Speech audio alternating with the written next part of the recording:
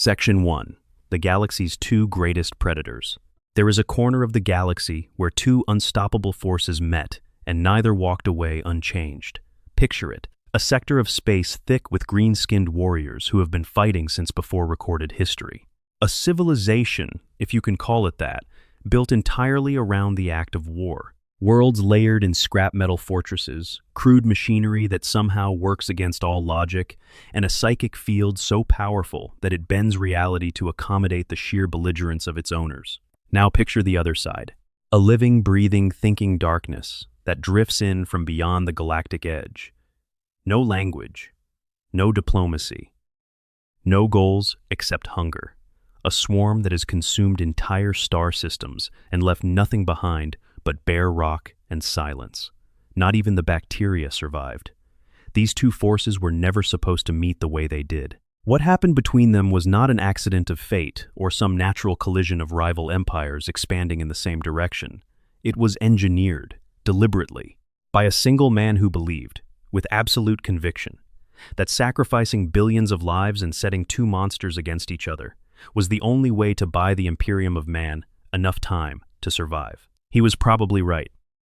And it was still, arguably, one of the most catastrophic decisions in the history of the 41st millennium.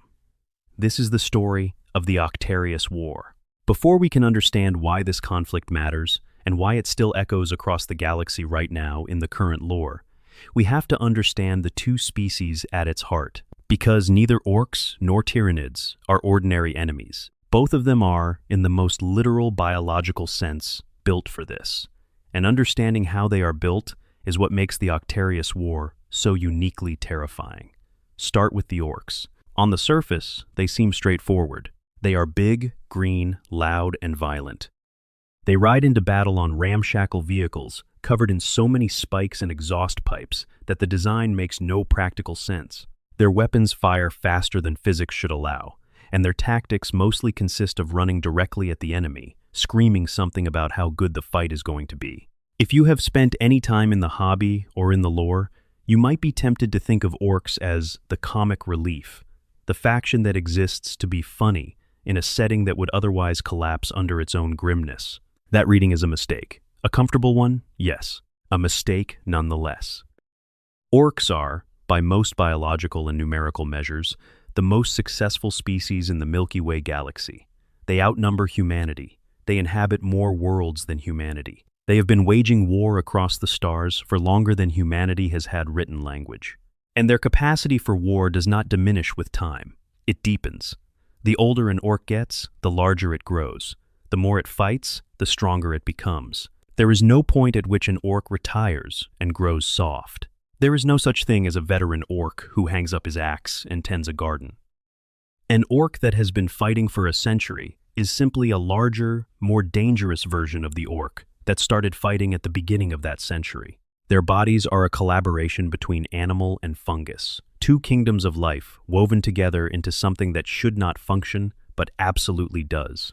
Their green skin comes from symbiotic algae living within the cells. Their immune systems are redundant to the point of absurdity. You can remove organs from an orc, and it will, depending on which organ, barely notice. Their skeletal structure is dense enough to shrug off impacts that would reduce a space marine to broken pieces. They have been documented recovering from wounds that would kill almost anything else in the galaxy, returning to the battlefield days later looking, if anything, slightly larger than before. The truly unsettling part is how they reproduce. Orks do not have children in any recognizable sense. Instead, they continuously shed microscopic spores throughout their lives. These spores settle into whatever soil they can reach, burrow down, and begin quietly growing. When an orc dies, it releases a massive burst of these spores. So the act of killing an orc is, in a very real biological sense, the act of planting the next generation of orcs into the ground beneath your feet. Every dead orc is a seed. The more orcs you kill, the more orcs will eventually grow from the spores of their fallen bodies. To truly eliminate orcs from a planet, you have to sterilize the soil itself, which generally means using weapons of such devastating scale that there is nothing left worth saving anyway. From these spores does not come only orcs.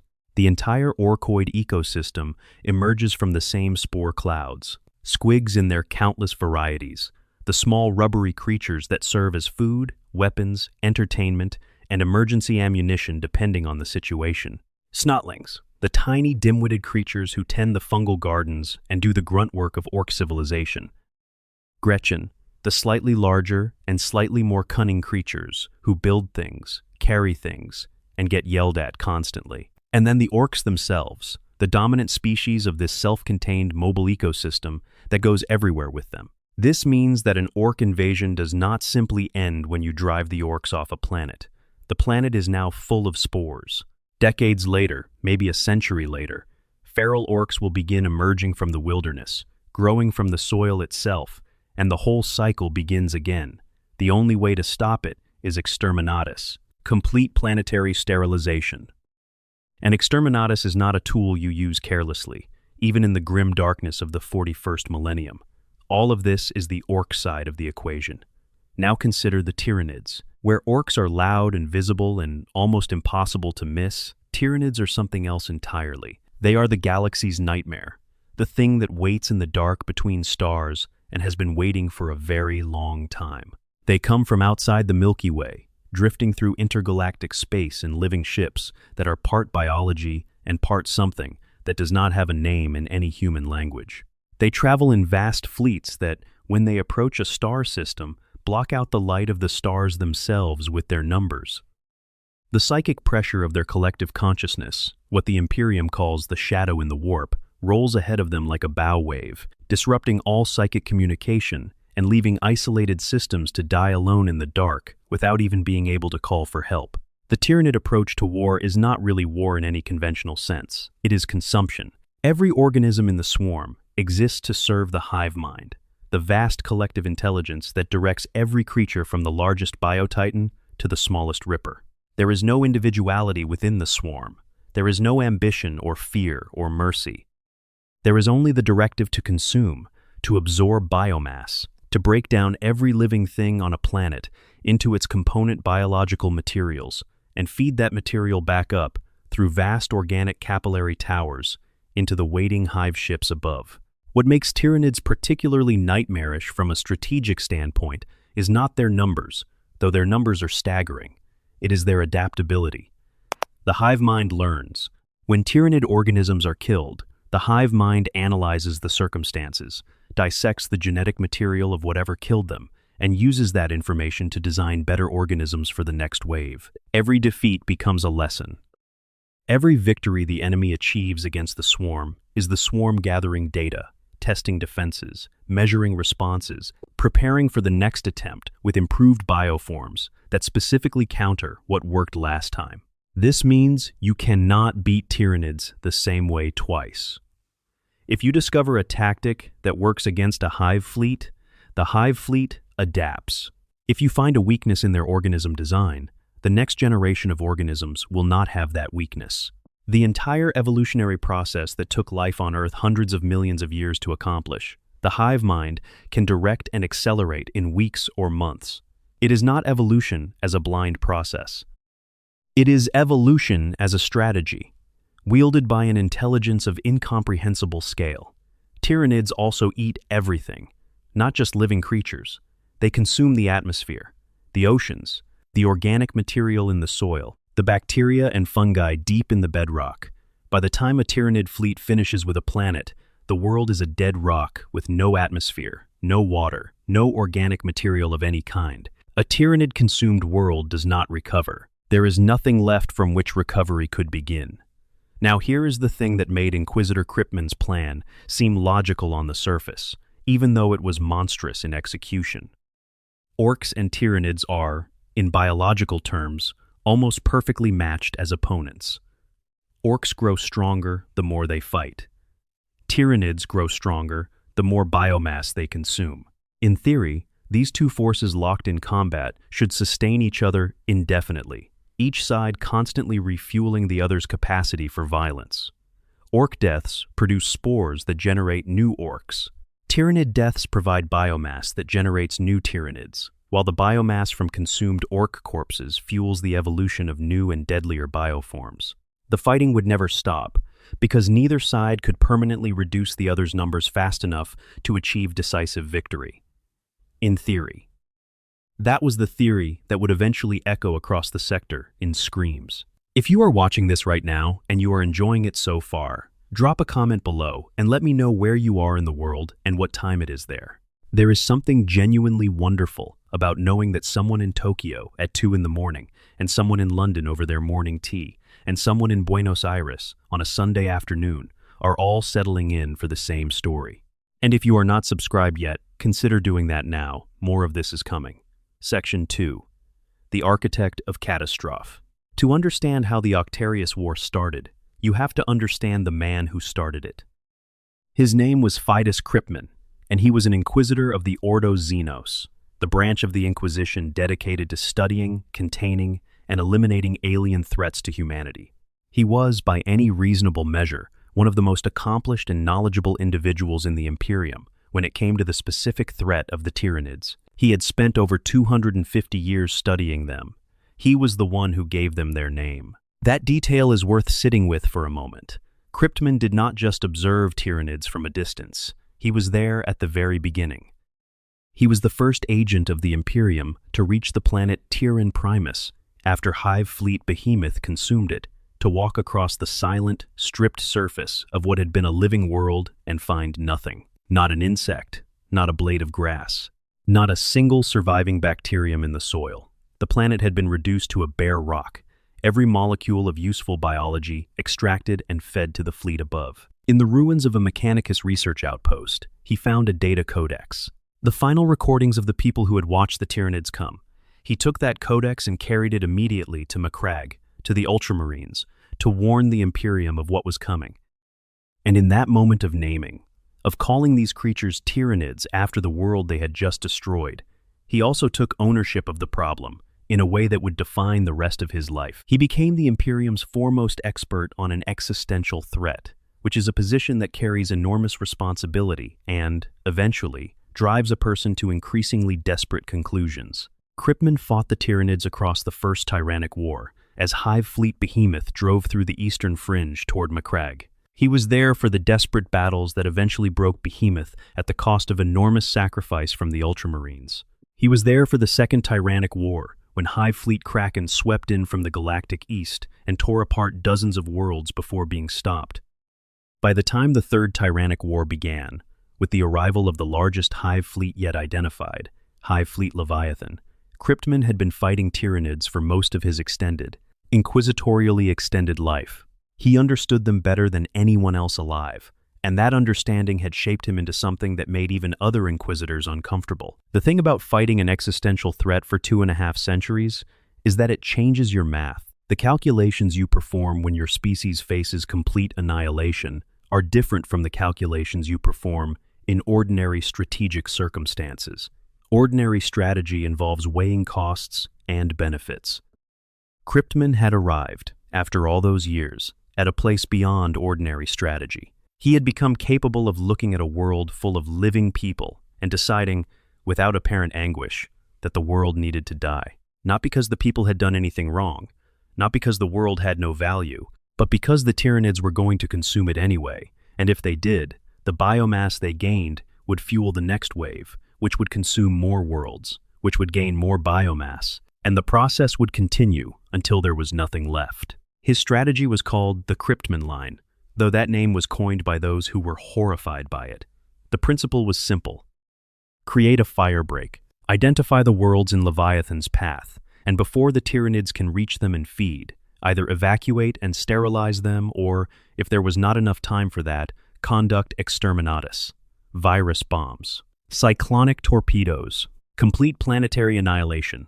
Better to destroy the world yourself than to let the Tyranids consume it and grow stronger. The biomass denial strategy, in theory, would starve Leviathan as it advanced, weakening it enough to be defeated. The problem with the Kryptman line was that it required condemning billions of Imperial citizens to death. Not enemy combatants, not aliens, not heretics. Just people, living on planets in the path of the swarm, who were going to be killed either by Tyranids or by the Inquisitor trying to stop the Tyranids. Kryptman's judgment was that the Tyranid route was worse, because it fed the beast, while the exterminatus route at least denied the beast its meal. He was, in a horrible utilitarian way, not wrong. But the scale of what he was proposing horrified even the Inquisition. To understand how extraordinary this was, you have to know something about exterminatus. It is not a decision that is made casually, even in the 41st millennium. It is supposed to require approval at the highest levels of the Inquisition, and even then, it is supposed to be a last resort for worlds already irredeemably fallen to chaos or Xenos. Kryptman was proposing to use it preemptively on worlds that had not fallen yet, purely to deny biomass. He was ordering exterminatus on planets that still had billions of living, loyal Imperial citizens. The single largest act of deliberate destruction carried out against the Imperium's own people since the Horus Heresy was Kryptman's cordon, sterilizing entire systems to create a buffer zone of dead worlds. The Inquisition's response was to strip him of his title and declare him excommunicate traitoris. This is the most severe formal censure the Inquisition possesses. Kryptman was no longer an inquisitor. He was, legally speaking, a criminal. Any other inquisitor in the galaxy had the authority to arrest him or kill him on sight. His assets were seized. His authority dissolved. He became, officially, a rogue agent with no standing within the structures he had served for most of his life. But here is the thing about a man who has been fighting for 2.5 centuries and believes that he is the only person who truly understands the scale of the threat. Being excommunicated does not stop him. It just removes the bureaucratic constraints. Kryptman still had loyal allies within the Death Watch, the Space Marines, who served the Ordo Xenos as its chamber militant. The Death Watch are an unusual organization, drawn from dozens of different chapters, serving for a period of years, and then returning to their original chapters. They develop an intense loyalty to the mission of the Ordo Xenos, and several kill teams remained loyal to Kryptman personally, following the man rather than the institution. It was with these remaining allies that he conceived and executed the plan that would define everything that followed. He had been watching Hive Fleet Leviathan very carefully. He had mapped its approach vector, tracked the leading tendrils of the fleet, watched it consume world after world, and he had noticed something. The Leviathan was the third Hive fleet to invade the galaxy, but unlike the first two, which had approached from the galactic east, Leviathan was coming from below. It rose through the galactic plane in a pincer movement, two massive tendrils separated by hundreds of light years, curving toward each other like the jaws of something enormous. The worlds trapped between those jaws lost communication. The shadow in the warp blanketed the region. Systems fell silent one by one. And nearby, just beyond the immediate path of those jaws, was the Octarius sector. The Octarius sector sits in the Ultima Segmentum, positioned in a way that made it relevant to Kryptman's calculations. It was home to one of the largest Ork empires in the galaxy, a domain roughly comparable in size to the realm of Ultramar, ruled by a warlord known by the title Overfiend of Octarius. This empire had been a persistent source of military tension with the Imperium for centuries, generating raids and conflicts that kept the surrounding sectors in a constant low-level state of defensive readiness. The Overfiend at the time of these events was a war boss named Black Tooth, and under his rule the empire had consolidated into something formidable. Kryptman looked at the Ork Empire and the approaching Tyranid fleet, and he did the math. Two unstoppable forces, both driven by biological imperatives toward violence, one that grew stronger through fighting, one that grew stronger through consumption. What if, instead of trying to stop Leviathan, he could redirect it? The plan took shape around a Space Hulk. Space Hulks are one of the more unique phenomena in Warhammer 40,000 lore. They are massive conglomerations of ships, debris, and random objects that have been fused together by the chaotic energies of the warp and periodically emerge back into real space, drifting through the void on unpredictable trajectories. They are also extremely dangerous places because they tend to accumulate gene stealers, the vanguard organisms Tyranids use to infiltrate and destabilize civilizations before the main fleet arrives. A single Space Hulk can carry enough genestealers to corrupt an entire planetary population before the fleet even arrives. A Space Hulk called the Perdition's Flame had recently emerged from the warp. Kryptman led his remaining Deathwatch kill teams to the caverns of a world called Carpathia, and, at considerable cost in lives, managed to capture a brood of live genostealers and secure them in stasis containment. He then planted those stasis pods aboard the Perdition's flame, set them to activate, and destroyed the nearby moon of Geist to alter the Space Hulk's trajectory, sending it directly toward the Octarius Empire. As the genostealers awoke aboard the drifting Hulk, they began to emit the psychic beacon that calls the Hive Mind. The Hulk entered the Octarius Empire. Ork Lutaz, exactly the kind of orc who would enthusiastically board a mysterious drifting derelict in hopes of finding something worth stealing, crawled aboard and were met by gene stealers instead of loot. The infection spread, and the psychic signal of the growing genostealer cult pulsed outward through the warp, a dinner bell ringing across the light years. The tendril of Hive Fleet Leviathan heard it and turned. Section 3. The Cryptman Gambit in motion. The Orks did not simply sit still while this was happening. They recognized the genostealer infestation for what it was, at least in broad terms, and war bosses from the Blood Axes clan employed the services of Boss Zagstruck and his infamous Vulture Squad to hunt down and eliminate the genostealer broods spreading through the sector. The Vulture Squad were jump-pack-equipped veterans, aerial assault troops who could strike quickly across vast distances, and they were actually successful. The genostealer infestation was largely suppressed, but it was too late. The psychic call had already gone out, and a tendril of Leviathan had already changed course in response. The fleet was coming regardless of whether any genostealers were still alive to serve as its anchor point. Within weeks of the genostealer suppression, a dozen worlds in the Octarius Empire became infected by the first waves of Tyranid organisms. The trap had sprung, and now the two predators were in the same cage.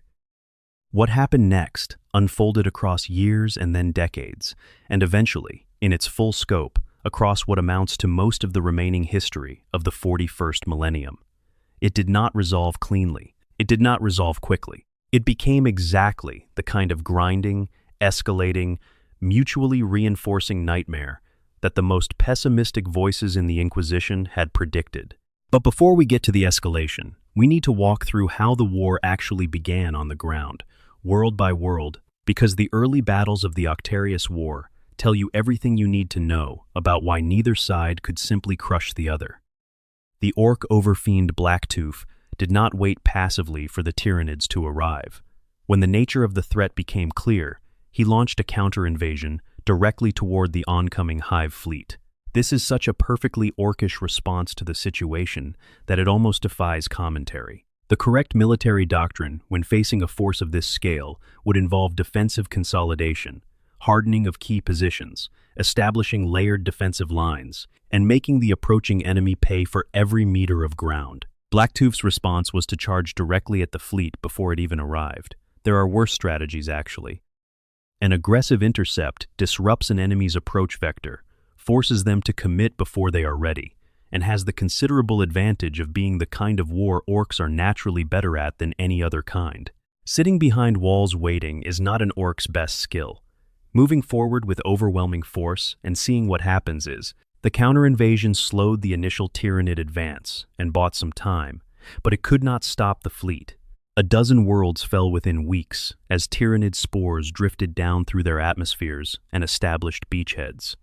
The war came to the first major contested world at a place called Orok. Orok had been an imperial world before the Orks came, but by the time the Octarius War reached it, the Orks had been there long enough to make it their own. Fortifications, crude but effective. Populations of Orks who had been living there for generations. The Tyranids arrived, and the Orks, in their characteristic way, were mostly delighted. This was what they had been waiting for, a fight worth having. The Tyranids did not share this sentiment. They did not share any sentiment. They simply began the process of consuming. The Battle of Orok was fought on every scale simultaneously. Above ground, Orc boys crashed into waves of termagants and hormagaunts, the two most numerous Tyranid ground organisms, and the fighting was immediate, brutal, and absolutely relentless. Both sides simply kept throwing bodies into the meat grinder. Below the surface, Tyranid rippers, the small but numerous clearing organisms that consume everything biological after a battle, were pitted against the spreading orcoid spores in the soil. This was a war at the microscopic level. Tyranid phage cells attempting to consume orc spores before they could develop, orc spores attempting to spread through the soil before the phage cells could reach them. The entire planet was simultaneously a ground battle, an air battle, and a biological war happening in the earth beneath everyone's feet. The orcs of Orok fought hard, but they were outnumbered. The Tyranid fleet had committed a vast portion of its force to this initial assault, and the sheer weight of organisms descending from orbit eventually overwhelmed the defenses. By nightfall on the final day of the battle, every orc on Orok was dead. Their bodies were consumed by digestion pools, the organic structures Tyranids use to break down biomass and recycle it into new organisms. The bioresources of Orok fed the fleet, which generated new organisms, which moved on to the next world. The next world was Gorala. Section 4. Gorala and the Lessons of Adaptation. Gorala was different from Orok in one crucial respect. It was the base of operations for a pirate war boss called Scarfang and his Scar fleet, an orc naval force of considerable power. Where Orok had been primarily a ground battle, Gorala was first a space battle, and the orcs had been preparing for exactly that kind of engagement. When the Tyranid fleet arrived at Gorala, it was met by every orc vessel within a dozen light years. Scarfang had called in his connections and mustered a naval force that, combined with the extensive minefields hidden among Gorala's asteroid belt, tore the Tyranid fleet apart in the opening engagement. Hive ship after hive ship was destroyed by the mines before it could even orient itself for combat. The surviving vessels were immediately set upon by orc gunships, the brutal close-quarters scrapping style of orc naval combat playing to their strengths in the chaotic, debris-filled asteroid belt. By the time the space battle ended, the Tyranid fleet at Gorala had been almost completely destroyed. Almost. A single bioship survived. It had taken enormous damage, was bleeding from dozens of breaches in its organic hull, and should by any rational analysis have broken off and attempted to withdraw to regenerate. It did not. It simply drove itself directly toward the planet's surface, heedless of the continuing fire from orc guns, shedding pieces of itself as it went, and discharged thousands of mycetic spores into Gorala's equatorial plains before whatever passed for its death finally claimed it. The mycetic spores were living drop pods, biological capsules that carried Tyranid organisms to the surface, even as their parent ship burned in the atmosphere above them. Scarfang recognized what was happening and made planetfall with his forces. The space battle was over. The ground battle was beginning, and it would be unlike anything Gorala had seen. Here is where the Tyranids demonstrated, for the first time in this conflict, the quality that would define their entire involvement in the Octarius War: adaptation under fire. The force that landed from those surviving mycetic spores was a fraction of what a standard Tyranid assault would look like. They were badly outnumbered. The orcs on the surface of Gorala massively outnumbered the Tyranid organisms that had made it down. A straightforward frontal assault would have simply been crushed. The hive mind knew this with the instantaneous processing speed of an intelligence that encompasses thousands of organisms simultaneously, and it changed tactics in real time. Instead of massed assault, the Tyranids began stalking. They started hunting isolated orc patrols, small groups separated from the main body, individual orcs who had wandered to the edge of a settlement, scouts moving ahead of the main force. The Tyranids used the terrain, used the darkness, used their natural biological advantages in stealth to cut down the orcs piecemeal. The bodies were consumed, feeding the digestion pools hidden in rocky outcroppings and caves, generating more organisms for the swarm. The orcs, being orcs, noticed that they were being picked off and responded by simply not going anywhere alone anymore. Orc mobs got larger. Individual patrols were replaced by massive formations of boys, moving in groups too large for the fledgling swarm to engage. The Tyranids could not match the raw numbers of those formations, so the Tyranids adapted again. If the orcs were traveling in large mobs, the swarm would target those large mobs directly. Stop trying for surgical strikes. Go for maximum carnage. Engage in the open. Cause as many casualties as possible on both sides. And then, when the Tyranids were on the verge of being overrun, execute a coordinated retreat. Not a rout, a tactical withdrawal. Every Tyranid organism pulling back simultaneously, sheltering in caves and underground burrows, waiting for night when the synapse creatures would reassemble the scattered swarm for another push. In the morning, the Tyranids would emerge again from the ground, fresh, reorganized. And while the Orks had spent the night not consuming the Tyranid bodies around them, the Tyranid rippers and digestion pools had been working continuously, consuming everything, both the Tyranid dead and the Ork dead, converting all of that biological material into new organisms, into resources for the next wave, into the seeds of a slightly larger, slightly more capable swarm than the day before. The Orks noticed something strange about fighting these creatures. Fighting them was fun. Genuinely, deeply, biologically fun for an Ork, in a way that fighting most enemies is not. The Tyranids never ran. They never surrendered. They never sent an emissary to discuss terms. They simply kept coming, and when they pulled back, it was only to come back harder the next time. For a species that is literally neurologically wired to find combat enjoyable, fighting Tyranids was like being given exactly what you always wanted, and being told it would never stop. The problem for the Orks on Gorala was that this particular version of exactly what they always wanted was going to kill them. The swarm on Gorala kept growing, not explosively, not dramatically, just incrementally, day by day, as the digestion pools converted fallen organisms into new ones, as the mycetic spores from destroyed bioships continued to drift down and add whatever survivors had made it through the void.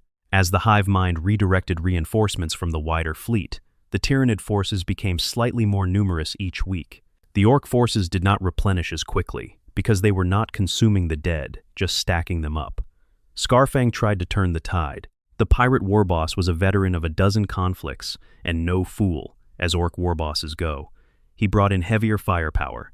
He tried to destroy the digestion pools. He led charges personally, killing dozens of organisms with his own weapons, in the swirling close-quarters fighting that the Ork combat style excels at. And then the Venomthropes came. Venomthropes are one of the more distinctive Tyranid organisms.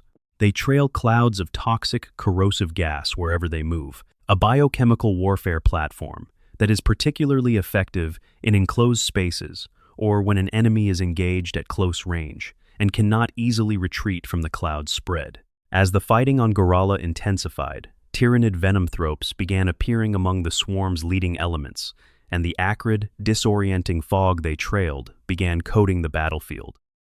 Scarfang encountered this cloud. The Orks around him began choking, their notoriously robust physiology struggling with the specifically engineered toxins. Scarfang himself moved through the fog toward what looked like a promising cluster of enemies to fight, fury replacing strategy as his lungs began to burn, and found the Venomthropes at the center of the cloud. He vented his rage on them. An angry Ork warboss at close range is a genuinely terrifying thing, and he destroyed the Venomthropes. But as the fog began to clear, Scarfang found himself standing in the open. The Orks who had been around him were gone, killed off one by one in the fog while he was distracted. And from the tree line, from the rocky outcroppings, from every piece of cover within sight, lictors emerged. Lictors are Tyranid assassination organisms, designed for exactly this situation. They had been following the battle, moving unseen, waiting for the fog to do its work. Scarfang managed 2 steps toward them before a dozen sets of claws ended the pirate warboss of Gorala. With Scarfang dead, the Orks on Gorala did what Orks always do when their leader falls. They turned on each other. The tribe structure fractured. Each smaller mob began fighting for dominance rather than fighting the Tyranids. The coordinated defensive response collapsed into infighting, and the Tyranids picked off each isolated faction in turn. Within weeks, Gorala had fallen. Its biological resources were processed and converted, feeding the fleet, which continued to grow. The pattern established at Gorala would repeat across world after world. Initial Tyranid weakness, tactical adaptation, incremental growth, eventual overwhelming. But each time the Tyranids fought the Orks, they also learned. The hive mind was cataloging everything, every Ork tactic, every Ork weapon, every quirk of Ork biology. Each consumed Ork corpse added genetic data to the growing bank of information the hive mind was accumulating about these opponents. The next wave of Tyranid organisms fighting in the Octarius War would be slightly better at killing Orks than the last wave. and the wave after that would be better still. Section 5. The Heart of Empire. The Battle for Octarius. News of what was happening on Orok and Gorala reached the central world of the Orc Empire through a combination of panicked runners, looted communication equipment, and the peculiar Orc tradition of passing dramatic news through a chain of increasingly excited retellings until it arrived somewhat altered, but considerably louder than when it started. The Overfiend of Octarius, the war boss who held the title Black Tooth, heard what was coming and responded with the kind of decision-making that has kept Orc empires running for millennia. He did not panic. He did not deliberate. He simply started getting the tribes ready. Octarius itself, the capital world of the empire, is a mountain world, a single vast continent of craggy peaks and snow-capped ridgelines, the kind of terrain that lends itself naturally to defense in depth. Passes through the mountains become choke points. High ground means the ability to pour fire down on attackers. The fortresses the Orcs had built, crude by Imperial standards, but immensely solid and bristling with every kind of firepower their mechs had been able to produce, were positioned at every major approach. Quad guns that fired so fast they created continuous walls of explosive shells. Flakadaka guns designed to tear apart aerial attackers, their barrels sometimes glowing red from sustained fire. Artillery emplacements that could loft shells across mountain ranges to land on enemy positions kilometers away. When the first wave of mycetic spores arrived in the skies above Octarius, the Orcs cheered. This was not bravado. This was not performance. This was a genuine biological reaction from a species that is hardwired to find approaching combat the most desirable sensation their nervous system can produce. The gathered Orc hordes on the surface of Octarius, waiting in their prepared positions, saw the sky begin to darken with falling Tyranid pods, and they raised their weapons and shouted their appreciation for what was about to happen. Some accounts suggest that certain Orc boys were actually waving at the descending spores, trying to attract the attention of the Tyranids above, wanting the fight to start as quickly as possible. The Orc anti-aircraft fire opened up, and the sky became something genuinely difficult to describe. So much ammunition was fired upwards simultaneously by the massed quad guns and flakadaka guns of the Octarius defenses that the falling debris from destroyed mycetic spores thickened the rain. Mixing with actual rainwater, the sky rained fragments of Tyranid organisms along with the natural precipitation. Pieces of gaunt and gargoyle shell fell on the waiting defenders, and they laughed, and the guns kept firing. Then the clouds in the west began to look strange. The cloud formations were moving in a way that weather does not move. Coming from the west, a massive dark bank of clouds that was not clouds at all, but the silhouette of millions of gargoyles flying in formation, a living storm front of leathery wings and acid-spitting mouths filling the sky from horizon to horizon. The Orc boys on the slopes below saw the gargoyle formation coming and did something that, in retrospect, summarizes the entire Orc approach to this war. They began trying to climb the slopes faster so they could jump into the gargoyle swarm. They wanted to be in that specific fight. They wanted to reach it before it came to them. The gargoyles descended, and the aerial battle became impossible to follow. A three-dimensional slaughter playing out above the mountain fortresses as Orc aircraft scrambled to meet the gargoyle formations. And the ground guns tried to distinguish between the Tyranid flyers and the Orc flyers, and mostly just kept firing regardless. Then the ground burst. In the passes between the mountain fortresses, in the valleys that served as approaches to the main defensive lines, the earth heaved and cracked, and genestealer broods erupted from tunnels. They had been quietly digging since the first Tyranid forces arrived. The genestealers came up from below, flanking the defensive positions from the one direction the Orc guns could not cover. The responding tide of Orc boys plunged into the tunnel entrances after them, because of course they did, fighting in tight underground passages where the Orc advantage of bulk and close combat ferocity counted for something against the lightning speed of the genestealers. Above, lictors scaled the mountainsides, specifically targeting the gun emplacements. Lictors are gifted with extraordinary stealth for organisms of their size, capable of pressing themselves flat against rock faces and moving across vertical terrain with the silence of falling snow. One by one, across the mountain fortifications, Orc gun crews were finding their positions infiltrated by something enormous and silent, and equipped with more biological cutting implements than seemed physically possible in a single organism. The large guns fell silent as each emplacement was cleared by the lictors, and as the anti-aircraft fire thinned, the rain of mycetic spores intensified. More fell through with each passing hour. The mountain passes filled with fighting. The valleys between the fortresses became churning slaughter grounds where every meter was contested. The Orks held. They held for a very long time. The mountain terrain worked in their favor. The passes were choke points, and the Ork defenders had been fighting in exactly these terrain conditions for generations. War bosses led charges personally, the enormous bodies of the most senior Orks cutting through Tyranid formations like moving fortresses. Squigoths, the massive rideable squig organisms that serve as Ork cavalry and living artillery platforms, clashed with Tyranid bio-titans in the valleys, two different kinds of monster hammering at each other, while the smaller organisms of both sides fought in a constant churning mass around their feet. The war on Octarius spread. It did not stay in the mountain passes. It spread to the plains beyond them, to the industrial cities the mechs had built, to the underground warrens where Gretchen labored at the foundries, producing ammunition at a rate the Orks hoped would exceed the Tyranids' ability to soak up shells. Fighting spread to every region of the single continent, and then, through the spreading network of Tyranid bioships in orbit, to the nearby worlds of the sector. World after world was drawn into the conflict. The Octarius War was no longer a contained engagement on a single planet. It was spreading across the entire sector, and as it spread, something remarkable and terrifying was happening to both sides. Section 6. The Arms Race, when both sides become stronger. The Cryptman Gambit had been based on a simple premise. Two forces that grow stronger through their own activities, locked in conflict, will sustain each other in a loop that keeps them occupied and prevents them from threatening anything else. There was logic to this, but the logic had a critical assumption buried inside it, one that Cryptman had perhaps not fully considered. The assumption was that the growth of both sides would be roughly equivalent, and that eventually the resources available to feed that growth would run out. What actually happened was that neither side ran out, and both sides grew faster than anticipated. The Ork side of this equation is easier to follow because it is more visible.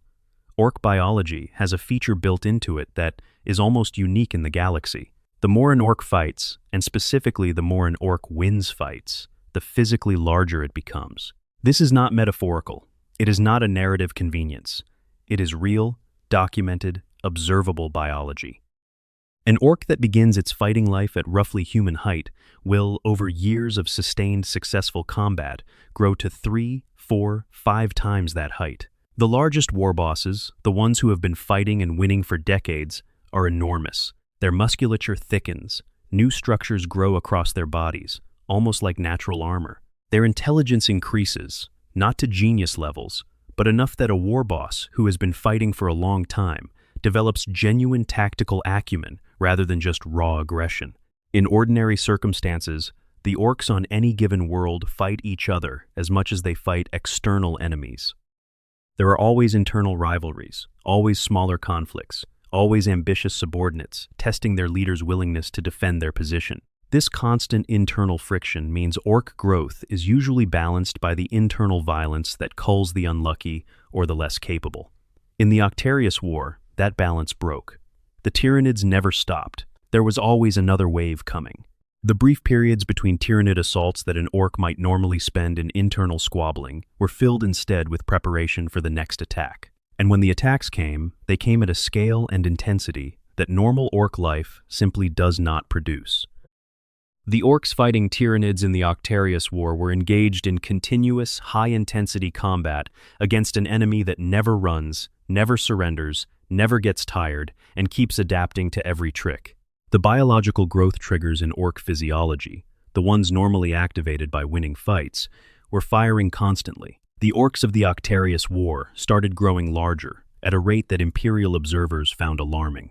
War bosses who had been large before the war started were becoming monstrous. Ork boys who had been roughly human-sized at the beginning of major campaigns were towering over their previous stature. The psychic field generated by Ork groups, the invisible field that makes their technology work and draws more Orks toward concentrations of their kind, was intensifying. More orcs from surrounding sectors, drawn by the sheer biological magnetism of a conflict this large, were traveling to join. The orc population of the Octarius sector was growing, not shrinking. At the same time, word was spreading across orc space. There was a fight happening at Octarius, and it was, by all accounts, the best fight anyone had ever heard of. Orcs who would never have come near the Octarius sector were making their way there from light years away, drawn by the reputation of a war that never ended. Each new arrival fought and died and released spores, and eventually, through the relentless biological logic of the orcoid life cycle, contributed to a new generation of orcs who grew up in the middle of a Tyranid war and knew nothing else. The Tyranid side of the equation was happening at a different level of abstraction, but was no less dramatic. Every time a Tyranid organism killed an orc, and the body was consumed by rippers or digestion pools, the organic material of that orc, the robust fungal biology, the dense musculature, the specific chemical composition of orc flesh, all of it was broken down and analyzed by the hive mind's biological processing systems. The Norn queens aboard the hive ships, the organisms responsible for designing and growing new Tyranid organisms, received this data. They identified useful traits: orc durability, orc regenerative capacity, the specific way orc biology resists toxins and environmental hazards, the chemical markers that trigger orc psychic field activity. The new generation of Tyranid organisms grown from orc biomass was incrementally different from the previous generation, more resistant to blunt trauma, more capable of functioning in the specific chemical environment of orc settlements. Better at identifying the leadership organisms among the orcs, those large war bosses whose deaths would trigger the disorganization the Tyranids had learned to exploit at Gorala. The evolution was directed and deliberate, the hive mind making specific choices about which traits to incorporate and how, rather than the blind process of natural selection. Worlds near the edges of the Octarius sector, outside the main conflict zone, began reporting something disturbing. The Tyranid organisms they were encountering in smaller raids and probes were larger than any previously catalogued.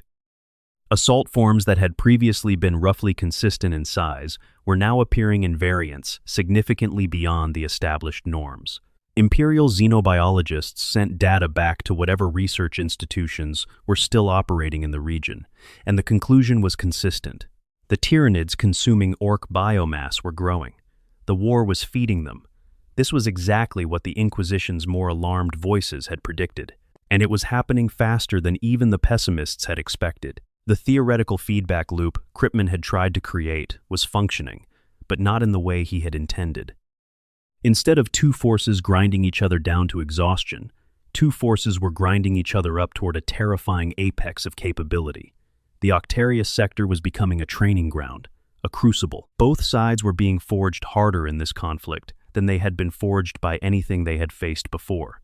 Imperial scholars analyzing the situation from a safe distance coined a term for what they were observing: a biological arms race. Each improvement in orc capability triggered a Tyranid evolutionary response. Each improvement in Tyranid bioform capability drove orc growth even further. The two sides were not destroying each other. They were perfecting each other, each species serving as the selective pressure that drove the other toward its most dangerous possible configuration. The Inquisitors watching from the edges of the conflict began having a new and specific nightmare. What happened when this ended? When one side finally won? The victor, whichever it was, would emerge from this crucible having absorbed the strengths of the other. Orcs who had survived decades of fighting Tyranids. Tyranids who had absorbed and evolved orc biology. Whatever came out of the Octarius sector at the end of this war would be something the galaxy had not yet seen. Some began to quietly wonder whether Krippmann had made things worse rather than better. Section 7. The Great Rift tears the sky, and new monsters come to feast. For a significant period of time, the Octarius War was, from the Imperium's perspective, a contained problem. A terrible problem, certainly. A problem with potentially catastrophic long-term consequences, absolutely. But contained. The fighting was happening in orc space. The orcs and the Tyranids were focused on each other. The Imperial worlds on the fringe of the sector were in danger from overflow, but the core of the conflict was not Imperial space. The Imperium had established a loose cordon around the sector and was watching, grimly, as the two forces consumed each other's resources. Then, the Cicatrix Maledictum tore itself open across the galaxy, and everything changed. The Cicatrix Maledictum, also known as the Great Rift or the Noctis Eterna, was the result of Abaddon, the Despoiler's 13th Black Crusade, the fall of Cadia, and the catastrophic unleashing of energies that had been building in the warp for a long time. A wound in real space, a massive scar stretching from one edge of the galaxy to the other. It divided the Imperium and destabilized the fundamental structure of reality across its length. Warp storms erupted along its length. Communication collapsed. Navigation became unreliable. And from the rift itself, things poured out. The Octarius sector sat in a part of the galaxy that the formation of the Great Rift affected significantly. The warp storms that erupted across the region brought new visitors to the conflict that was already reshaping both the Orks and the Tyranids into something more dangerous. From the churning energies of the newborn rift came warriors who had been waiting for exactly this kind of slaughter. The World Eaters are one of the Chaos Space Marine legions, the warriors of Khorne, the blood god, whose only desire is combat, slaughter, and the offering of skulls to their patron. They are not strategic thinkers. They are not subtle. They do not have political objectives. They come to places where things are dying in large numbers, and they make things die in even larger numbers, offering the skulls of the fallen to Khorne in exchange for his blessings. A warband called the Skull Hunt of Voda Bloodprice heard about the Octarius War and did what the followers of Khorne always do when they hear about a war that never ends. A conflict where both sides are constantly growing stronger and more numerous. They invaded. The Skull Hunt of Voda Bloodprice arrived in the Octarius sector and spent approximately 1 year there. In that year, their warboss Voda personally slew enough opponents to ascend to daemonhood, the ultimate reward of Khorne's favor. The trigger for his ascension was the killing of a Hierophant Bio-Titan, one of the largest Tyranid organisms that exists, using the great axe he had taken from a fallen Ork warboss named Magza the Colossus. In recognition of this achievement, Khorne granted Voda the transformation into a daemon prince, and the warband departed to seek fresh battles. Before they left, the Skull Hunt of Voda Bloodprice offered over 8,000 skulls to Khorne. The smallest of those skulls was the size of a boulder. This gives you some sense of the scale of things that were dying in the Octarius sector. After Voda's ascension, he organized an even larger force from multiple Khornate warbands, the Blood-Blessed, the Bloody Dawn, the Gorefists, the Harvest, alongside cultists, beastmen, Chaos Knights, and Dark Mechanicum. The Blood Crusades they launched into the Octarius sector were genuinely terrifying events. Demonic bloodthirsters led charges across worlds, already soaked in the blood of millions of years of Ork and Tyranid fighting. The Khornate forces had no interest in strategy or territory. They were there for the killing. The Tyranids found the Chaos forces to be a uniquely frustrating opponent for one specific reason. The hive mind's entire strategy is built around the consumption and recycling of biomass. Everything the Tyranids kill, they consume. Everything they consume, they convert. Orks make excellent biomass. Humans make acceptable biomass. Daemons make nothing. Demonic entities are not biological. They cannot be consumed. They cannot be converted. Fighting daemons, from the hive mind's perspective, is a pure loss. You expend organisms, and you gain nothing. The daemons do not even leave bodies when they die. They simply dissolve back into the warp. This gave the Orks a temporary but significant advantage during the Blood Crusades.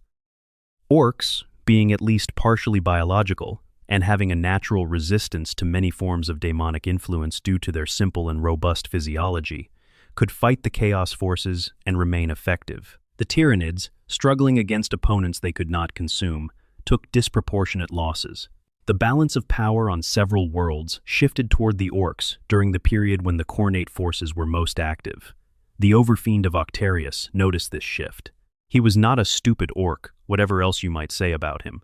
He recognized that the war had just turned in a direction favorable to his side, and he pressed the advantage aggressively. Across multiple worlds in the sector, the Ork forces went on the offensive, while the Tyranids were distracted by opponents they could not profitably fight, but the Chaos forces eventually moved on. The galaxy had opened 1,000 new wounds, and the followers of the Blood God had unlimited options for slaughter. Octarius was only one of them. When the Khornate warbands departed, the daemons dissolved, and the blood crusades ended, the balance that had been temporarily tilted toward the Orks began to slide back. The Tyranids, whose adaptive capabilities had been analyzing the Chaos forces even while they struggled against them, rapidly incorporated whatever lessons the experience had provided and refocused on the Orks. It was around this time that another figure entered the stage, one whose presence in any conflict tends to change the shape of it entirely. Ghazghkull Mag Uruk Thraka is the most famous Ork in the galaxy. He is the Ork whose shadow falls across almost every major conflict of the later 41st millennium. He is enormous. He is, by Ork standards, terrifyingly intelligent. He has survived things that should kill even an Ork multiple times. Most importantly, he has the ability to make other Orks believe with absolute certainty that they are going to win whatever fight they are about to walk into. This is not charisma in any human sense. It is something biological, the Ork psychic field, expressing itself through a single individual at a level of intensity that draws Orks from across the galaxy to follow him. Ghazghkull arrived in the Octarius sector because he had grown, in his own words, bored with the Third War for Armageddon. This statement says something extraordinary about the scale of Ghazgkull's ambitions. The Third War for Armageddon was one of the largest conflicts in the 41st millennium. The fight for that single hive world consumed enormous resources from both sides, and would, in any other context, be considered the defining conflict of the era. Ghazghkull found it insufficiently entertaining and went somewhere more interesting. What he found at Octarius interested him considerably.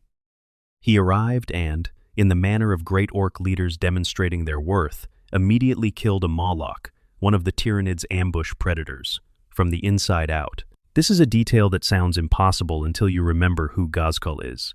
He was swallowed, killed the organism from within, and emerged. Orks who had witnessed this kind of entrance to a war zone formed up behind him with the kind of enthusiasm that only the promise of legendary combat can produce.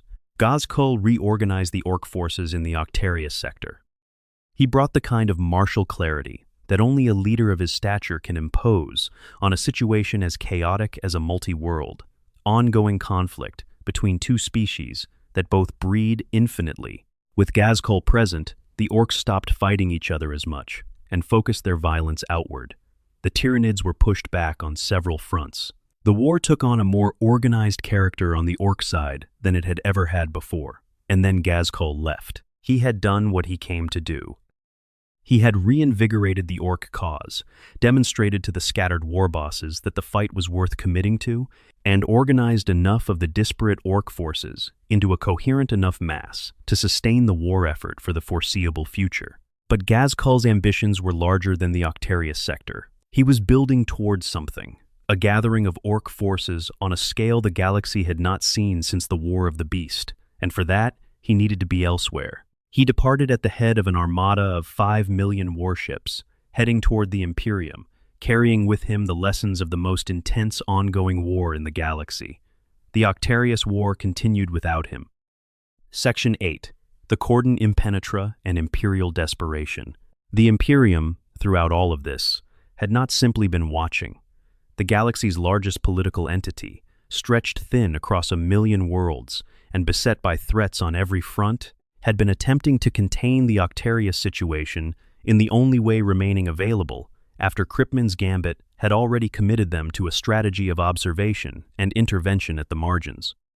The containment strategy was formalized into something called the Cordon Impenetra, a term that sounds impressive and meant, in practice, that the Imperium had positioned naval assets, space marine deployments, and Imperial Guard regiments around the outer edges of the Octarius sector, with orders to prevent either the Orks or the Tyranids from breaking out into Imperial space. The cordon was never fully effective. Space is large. The forces available to maintain it were never sufficient to cover every possible exit vector. Things leaked through regularly, but it slowed the overflow enough that the surrounding Imperial systems were not immediately consumed. The architect of the Cordon Impenetra and the Imperial strategy during this period was Inquisitor Sahan Sun, a figure in some ways the successor to Kryptman in the role of managing this specific disaster. Where Kryptman had been the man who started the fire, Sahan Sun was one of the people trying to keep it from spreading, while also trying to ensure the two things burning inside the cordon burned as completely as possible, without either one winning too quickly. The problem was that the cordon impenetra was not just a strategic challenge, it was also a resource problem. Every Space Marine chapter committed to the cordon, every regiment of the Astra Militarum holding a defensive line against leaking Tyranid splinter fleets or escaping Ork raiding parties, was a force unavailable for every other crisis the Imperium was facing. The Great Rift had opened new wounds across the galaxy simultaneously. Chaos incursions were multiplying. Other Tyranid tendrils were active outside the Octarius sector.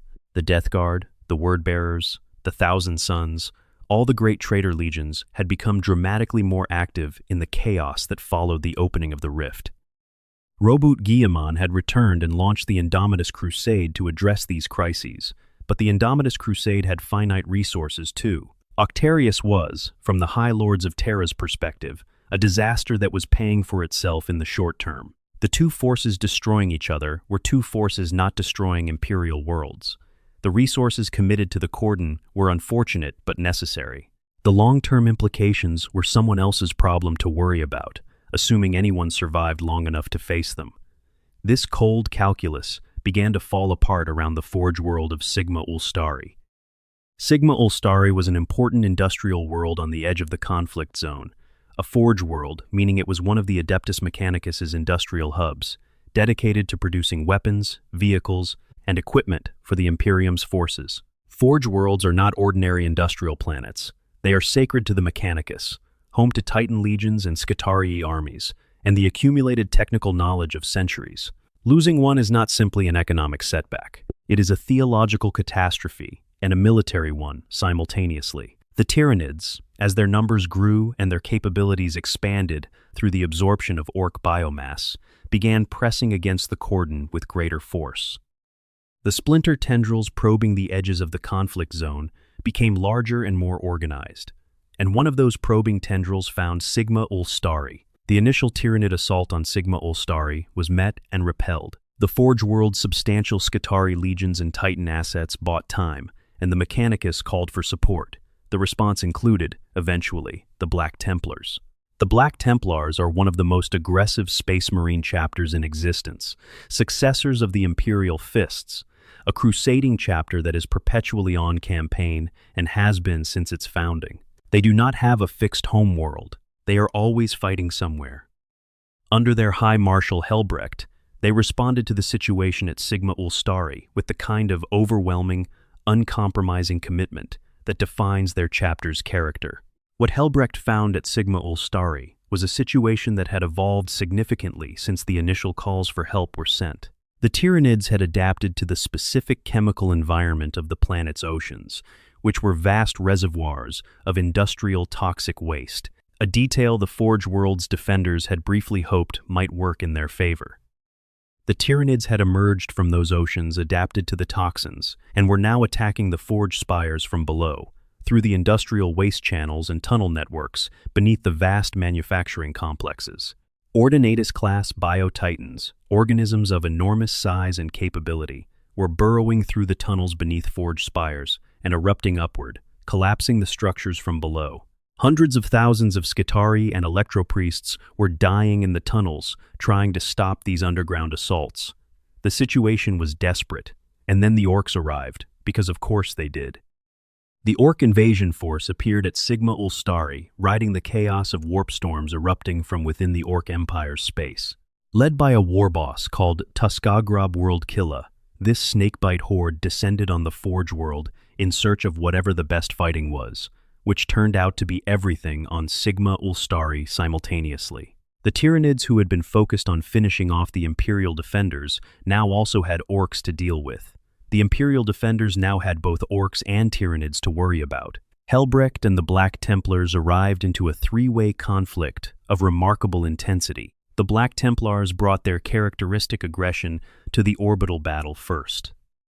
Helbrecht personally led the assault on the Ork and Tyranid fleets simultaneously, the Black Templars' rapid and overwhelming boarding tactics, making them terrifying opponents for any enemy in the tight quarters of orbital combat. The Ork fleet was broken, and Worldkiller found himself planetside without the naval support that had brought him there. Helbrecht killed Worldkiller personally, ending the Ork offensive on Sigma Ulstari. The Tyranid threat was harder to eliminate. Tyranid fleets do not collapse when their leadership is killed, the way Ork forces do. The hive mind simply redistributes direction to whatever organisms are available. But the combined pressure of Black Templars, Skitarii, and the stabilization of the Imperial defensive lines eventually pushed the Tyranid presence back enough that Sigma Ulstari could be held, barely, at enormous cost. The defense of Sigma Ulstari illustrated something the Imperium had been trying not to acknowledge. The Cordon Impenetra was not holding. The forces were too numerous, too widely spread, and too strong for the cordon to contain. Something was going to break. The only question was where and when. Section 9. The Swarmlord vs. The Overfiend Endgame. While all of this was happening on the periphery, the central conflict between the Ork Empire and Hive Fleet Leviathan was reaching its climax. The Swarmlord was coming. The Swarmlord deserves an explanation because it is genuinely unusual, even by the already unusual standards of Tyranid bioforms. The Swarmlord is the hive mind's most powerful individual weapon. It is not a unique organism in the sense of being irreplaceable. When the Swarmlord is killed, the hive mind simply grows another one, incorporating whatever adaptations and tactical learning the previous incarnation accumulated. It is the same consciousness, the same strategic intelligence, the same position within the hive mind's hierarchy, transferred into a new body. It has been killed and reborn numerous times across the history of the Tyrannic Wars. The Swarmlord is to the Hive Fleet what a war boss is to an Ork force, except that killing it does not collapse the army. It just means another one arrives later, angrier and more focused. The Swarmlord's involvement in the Octarius War came during the later stages when the hive mind determined that the conflict required direct, highest-level strategic intervention. The Orks had been fighting long enough and growing large enough that the incremental adaptive strategies being employed by standard Tyranid commanders were no longer producing the results the hive mind needed. Something more was required. The Swarmlord's approach was methodical in a way that stands in contrast to both the Orks' enthusiasm and the standard Tyranid tactic of overwhelming number. It was patient. A first Swarmlord was deployed and made significant progress, but the current Overfiend of Octarius, the unnamed successor to Blacktooth, who had inherited command of the Empire as the original leaders fell or were displaced, was by this point a truly formidable opponent. Years, possibly decades of fighting Tyranids had made him one of the most formidable Ork warbosses alive. His power claw could crush Biotitan limbs. His body had grown to a scale that most Ork warbosses never achieve.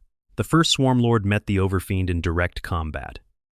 After a battle described in accounts as involving extraordinary dodges and aggressive attacks from both sides, the Overfiend crushed the Swarmlord's head in his power claw and tore it apart. The first Swarmlord died. The Orks took this as the sign that the tide was turning in their favor. The hive mind simply grew a new one. The second Swarmlord, born from a new body containing the full tactical understanding of the first, took a different approach entirely.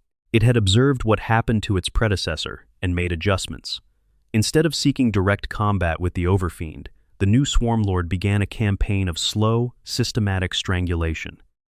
The Swarmlord directed biofleet elements to split off and attack worlds surrounding Octaria, the capital. Not to consume them immediately, but to pull Ork reinforcements and supplies away from the main front. The Orks throughout the sector, always drawn toward whichever fight was most immediate and exciting, began responding to these peripheral threats and pulling forces away from the central defense. The Swarmlord was generating multiple crises simultaneously to dilute the coherent Ork response that had worked so effectively against its predecessor. Back at Orok itself, Tyranid forces quickly consumed its resources and dedicated them entirely to the coming assault. The biomaterial from Orok fed new waves of organisms, which were loaded into hive ships and sent toward Octaria. Thousands of bioships moved to blockade the planet. Ork defense fleets and blockade runners rushed to meet them in brutal orbital engagements that neither side could afford to lose, but both sides were willing to absorb catastrophic losses to contest. While the orbital battle raged, the Swarm Lord landed vanguard organisms in surgical drops behind the Ork lines. Lictors, genostealers, fast-moving assault organisms that worked specifically to destroy infrastructure and communication rather than engaging in frontal combat. The Swarm Lord was not trying to kill every Ork on the planet.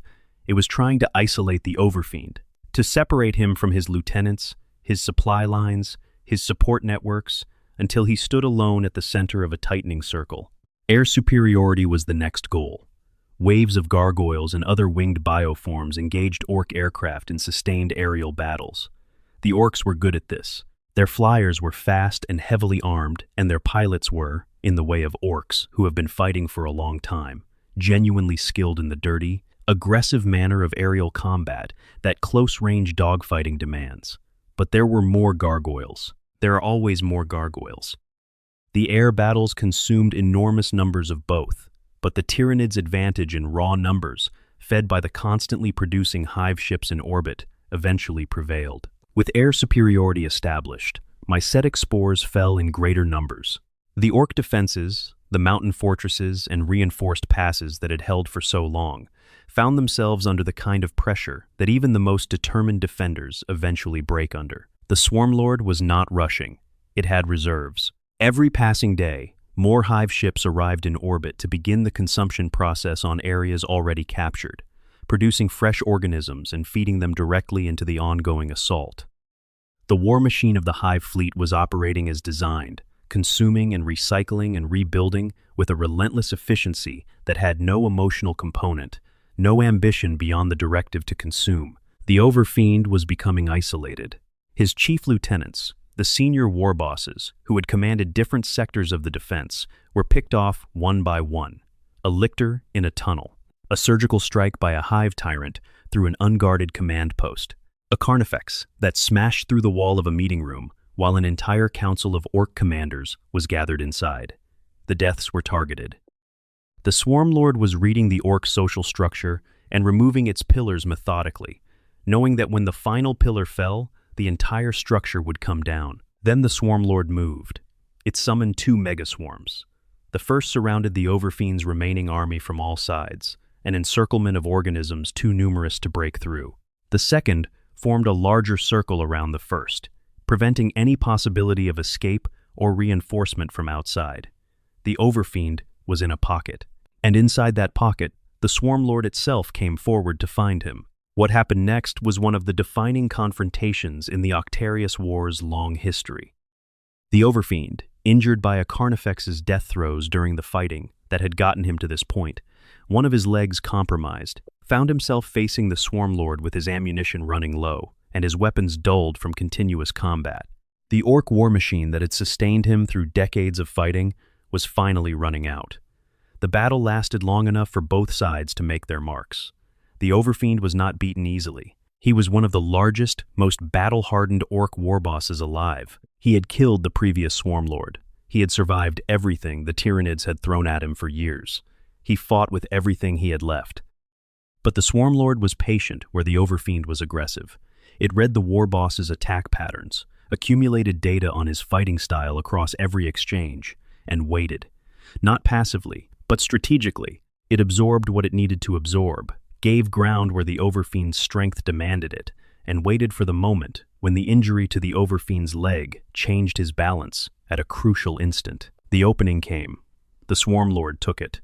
In the final act, as the Overfiend fell, the Swarm Lord buried its maw within the Ork leader's skull and consumed his brain. The kill was thorough, deliberate. The Overfiend of Octarius, the Ork who had held the Empire together through the most devastating war in the sector's history, was dead. Not just dead, consumed. His biomass already being processed into whatever form the hive mind decided to incorporate it into next. With the Overfiend dead, Octaria fell. The capital world of the Ork Empire, the mountain fortress that had held for so long, was consumed. Its resources were fed to the fleet. The Octarius War, in its central theater, was over. Section 10. Aftermath. What victory looks like when both sides win. The weeks following the Overfiend's death were chaotic in exactly the way Ork leadership vacuums always are. No fewer than 6 war bosses immediately declared themselves the new Overfiend, each gathering followers, each claiming the mantle of rule over what remained of the shattered empire. The internal violence that had been suppressed by the necessity of fighting Tyranids now erupted in full. Orks who had been fighting together against the swarm were suddenly fighting each other over who got to be in charge. The Tyranids, predictably, exploited this immediately. The hive mind does not care about orc politics.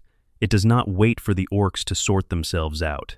The moment the coherent orc resistance began fragmenting, the Tyranids pressed forward. Worlds that had been holding because of coordinated orc defense started falling as the defense coordination collapsed. The Great Devourer had gained the upper hand in a way that was, at this point, probably decisive. But the orcs were not finished. This is the part that makes the Octarius War uniquely maddening from an imperial strategic perspective. The Tyranids winning the central conflict in the Octarius sector did not mean the orcs were defeated. The orcs who had fought in the Octarius War for years or decades were not destroyed when the Overfiend died. They were scattered. And a scattered orc who has spent years fighting the galaxy's most dangerous alien predator in continuous high-intensity combat is not a defeated soldier. It is a veteran with no fixed address and no restraining political structure, looking for the next good fight. These orcs poured outward from the Octarius sector into the surrounding regions of Imperial space. Not as a unified force, not under organized leadership, but as a flood of experienced, grown large, highly aggressive fighters who remembered what it had been like to fight Tyranids and found almost everything else comparatively disappointing. They brought the violence of the Octarius War with them into the surrounding sectors. The Imperium, which had committed significant resources to the Cordon Impenetra precisely to prevent this outcome, found itself simultaneously dealing with the expanded Tyranid forces emerging from the sector and the flood of veteran orc fighters looking for new wars to join. The containment strategy had, in its own way, worked. For years, it had prevented the immediate overflow, but the long-term outcome was exactly what the pessimists had predicted. Both sides came out stronger. The Tyranid organisms emerging from the Octarius sector were, according to imperial xenobiologists, who managed to capture or examine specimens measurably different from those that had entered it. The Leviathan organisms, shaped by years of consuming orc biomass, were larger, more resilient, and possessed biological adaptations that directly incorporated features of orc physiology. Some of these adaptations were structural, changes to exoskeleton density and musculature. Some were neurological, changes to pain response and combat persistence. All of them made the organisms more effective against the kind of opponents the Imperium could field against them. What Cryptman had created, intended or not, was an evolutionary pressure test for Hive Fleet Leviathan. The Hive Fleet had entered the Octarius sector fighting orcs and emerged fighting everything better. Because if you can fight orcs, you can fight anything. The galaxy's most durable, aggressive, numerically resilient opponents had served as the perfect training regimen for the most adaptive biological warfare system in known space. The Strategic Collective, a shadowy group of inquisitors and advisors who had been analyzing Tyranid threat data across the entire Tyrannic Wars period, delivered a report to the High Lords of Terra that reportedly caused significant distress among the readers. The report suggested that the forces the Imperium had faced during the Tyrannic Wars were not the Tyranids at full strength. They were not the entirety of the threat. They were advance elements, probing tendrils of something vastly larger, still drifting through intergalactic space toward the galaxy, drawn by the psychic beacon of the Emperor on his golden throne. The fleets encountered so far represented a fraction of what was coming.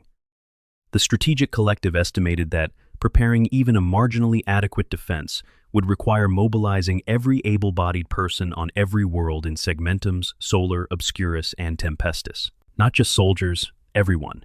The scale of the threat behind the currently visible one was that large. If the Octarius War had strengthened Leviathan, and Leviathan was itself only a small part of the larger threat, then the calculations were becoming extremely difficult to work through to a comforting conclusion.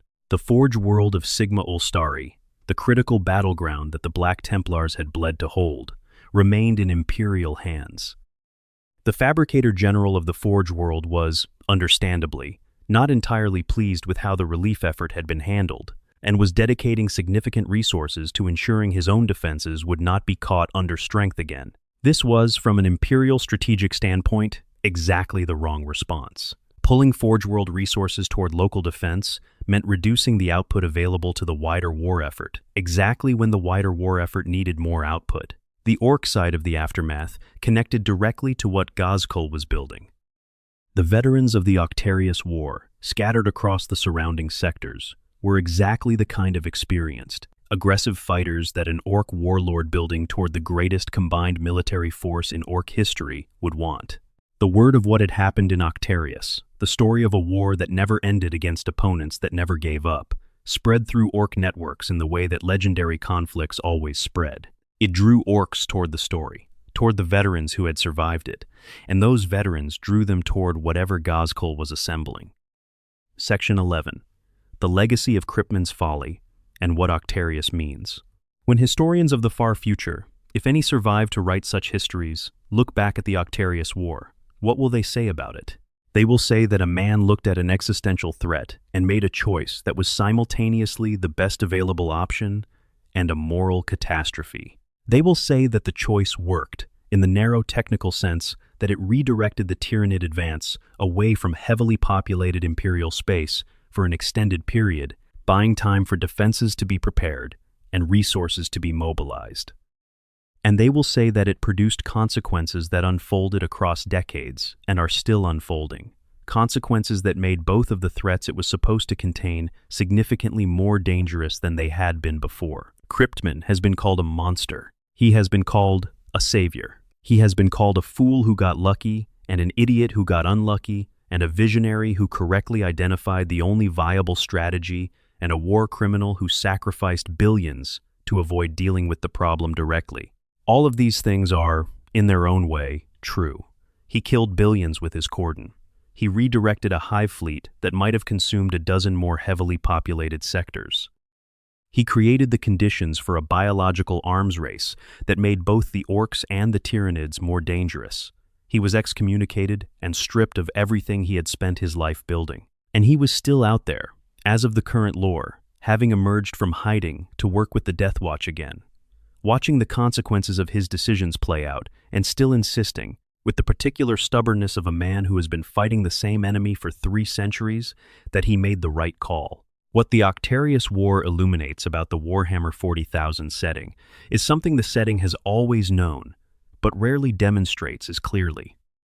There are no good solutions in the 41st millennium.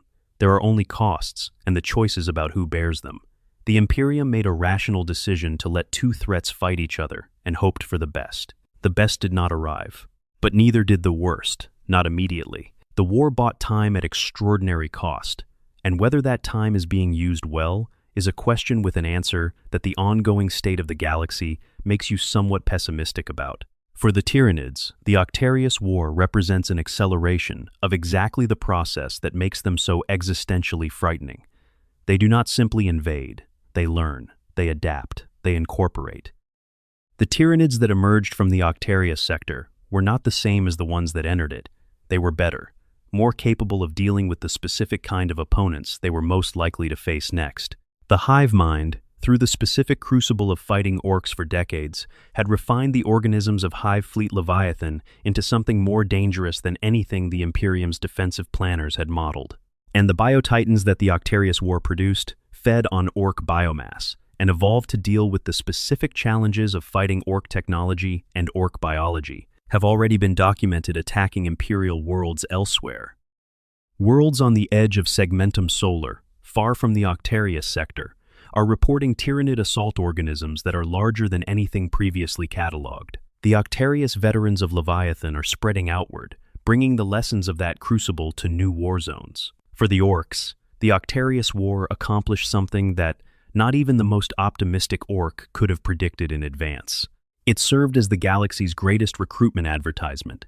Stories of the Octarius War spread through Ork society with the speed of legend and the magnetic pull of the best possible invitation. A war that never ended, against opponents that never stopped coming, in a place where you got bigger and stronger the longer you survived. To an Ork, this is a description of paradise. The veterans who had fought there carried that story with them. They drew new orcs toward whatever the next conflict was, and Ghazghkull, building his armada, gathered them.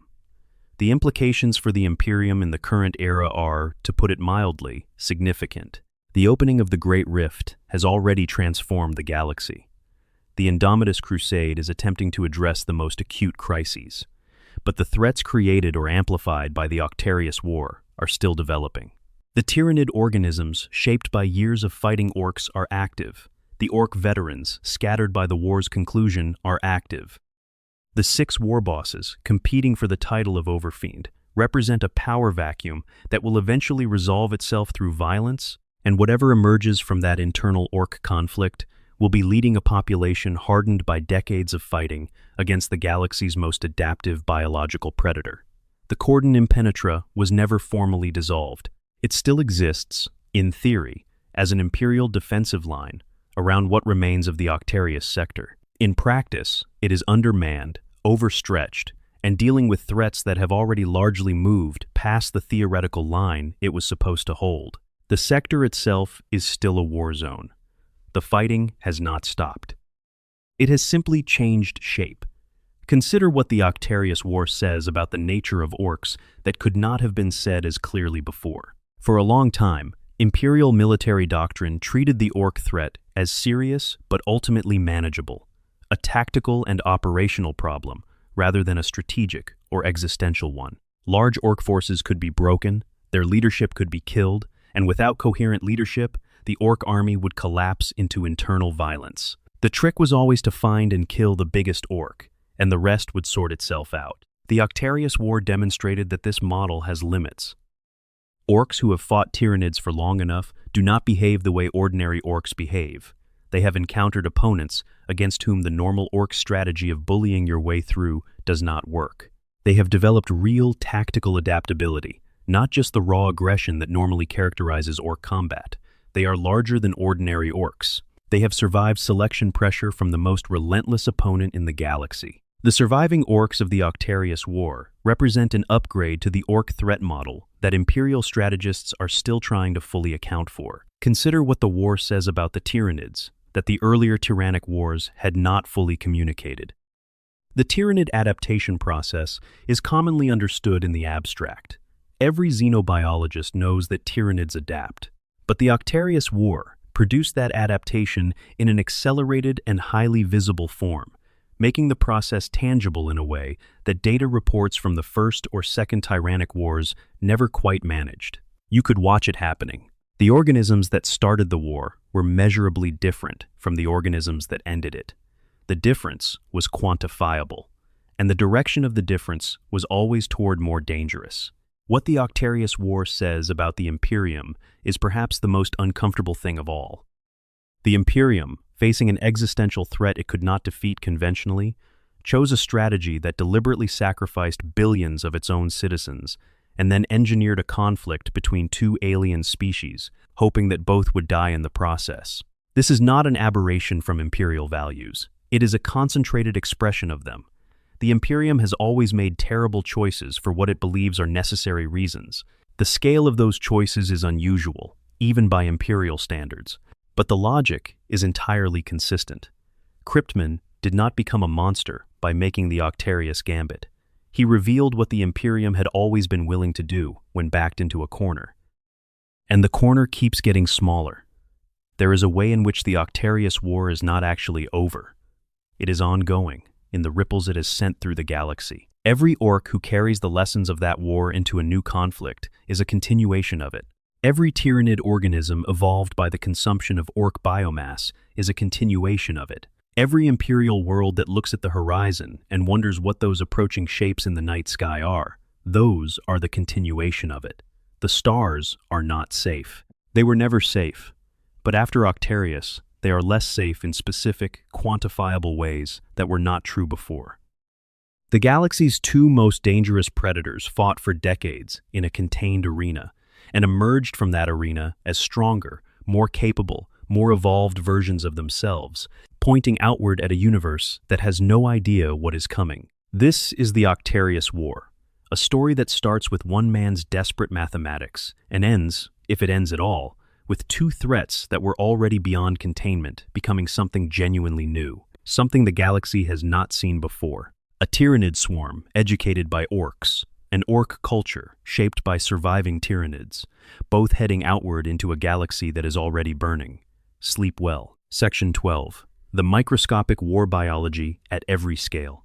One of the things that distinguishes the Octarius War from every other major conflict in the lore is the scope of the fighting. When we talk about wars in Warhammer 40,000, we tend to think in terms of armies and fleets and orbital bombardments. The scale we naturally reach for is large.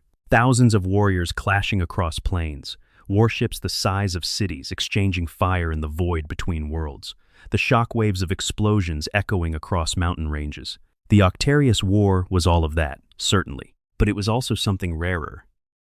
It was a war fought simultaneously at every scale, all the way down to the microscopic, in a way that the lore documents explicitly, and that deserves its own attention, because it reveals something fundamental about why this particular conflict was so uniquely consequential.